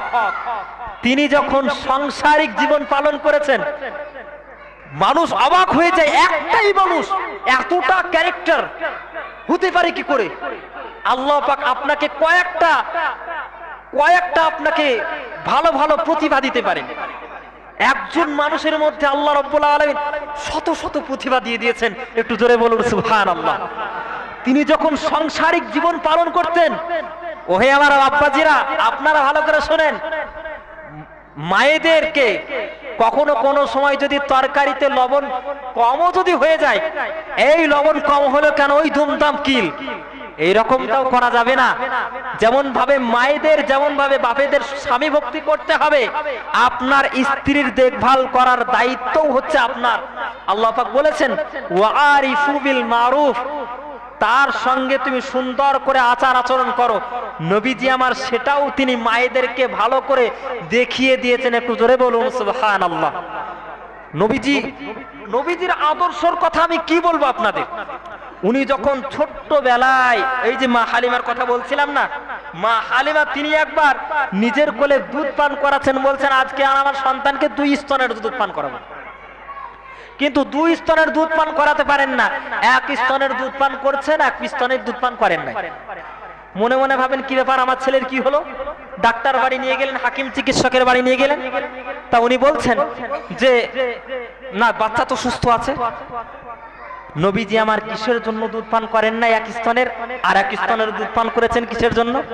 কারণ নবীজি আমার বাচ্চা বেলায় তিনি ইনসাফ কায়েম করেছেন। তিনি বলেছেন আমি যদি ওই ছোট্ট বেলায় দুধ পান করতাম, আমার দুধ ভাইয়ের হক, আমার দুধ ভাই ক্ষুধার্ত থেকে যেত, ওই জন্য আমি 1 স্তনের দুধ পান করেছি, আর 1 স্তনের দুধ পান করে নাই। একটু জোরে বলুন সুবহানাল্লাহ। শিশু নবীর নিয়ে মা হালিমা দেয় বুকেরি দুধ, বাম দিকেরি স্তনে নবী না লাগাই মুখ। বারে বারে দেখেন হালিমা যখন এই রূপ, কেন বাছা মোর খাচ্ছে না তো বুকের দুটি দুধ। ওগো চিন্তা করেন মা হালিমা,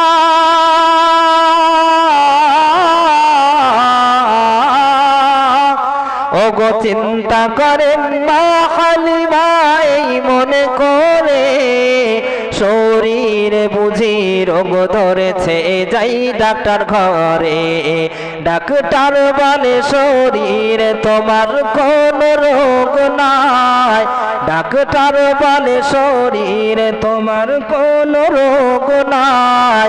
হালিমা বলে খোদা গো তুমি দাও বলে উপায় এ দুনিয়া দুনিয়া রে দুনিয়া দুনিয়াতে এলেন নবী মোরে তুমি হয়ে 12ই রবিউল আউয়ালে মা আমিনার কোলে মা হালিমার ছেলে ছিল আব্দুল্লাহ তার নাম তাই তো নবীজি বাম দিকের স্তন করেনি পান ইনসাফ করেন দয়ার নবী মায়েরই কোলে তাই ভাইয়েরই হক মায়েরই দুধ খেলো না বলে নাই বিচারের অভাব আছে আজ দুনিয়াতে নাই বিচারের অভাব আছে আজ দুনিয়াতে নবীর আদর্শ মেনে চলো ফল হবে তাতে এ দুনিয়া দুনিয়া রে দুনিয়া দুনিয়াতে এলেন নবী মোরে তুমি হয়ে 12ই রবিউল আউয়ালে মা আমিনার কোলে নারে তাকবীর আল্লাহুম্মা সাল্লি আলা সাইয়্যিদিনা মাওলানা মুহাম্মদ ওয়া আলা আলি সাইয়্যিদিনা মাওলানা মুহাম্মদ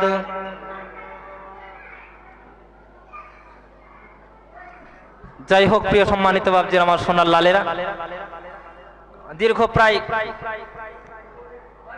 একটু বলতে বলতে বলতে প্রায় 2.5 ঘন্টার কাছাকাছি হয়ে গেছে এখন যা কিছু আমরা আলাপ আলোচনা করলাম মূল উদ্দেশ্য হচ্ছে নবীজির আদর্শের সাথে আমরা যেহেতু মুসলিম কথার অর্থ হচ্ছে আত্মসমর্পণকারী অতএব নবীজির আদর্শের সাথে নবীজির আলাপ আলোচনার সাথে আমাদের জীবনের মিল থাকতে হবে এটাই হচ্ছে মূল উদ্দেশ্য অতএব যা কিছু আলাপ আলোচনা করেছি কোরআন এবং হাদিস হতেই আলাপ আলোচনা করেছি এরপরেও যদি ত্রুটি বিচ্যুতি হয়ে যায় সর্বপ্রথম আমি আপনাদের কাছে আমি আমার আল্লাহর কাছে ক্ষমা প্রার্থী জানাই তারপরে যেহেতু যদি কোনো ভাই বা বাবজিরা ভাষার মাধ্যমে কষ্ট পেয়ে থাকেন সন্তান হিসেবে ভাই হিসেবে আশাবাদী আল্লাহ পাক তিনি আমাদের এই সমস্ত কথাগুলোকে আমল করার তৌফিক দান করুন সকলে বলুন আমিন ওয়া আখিরি দাওয়ানা আনিল হামদুলিল্লাহি রাব্বিল আলামিন আসসালামু আলাইকুম ওয়া রাহমাতুল্লাহি ওয়া বারাকাতুহু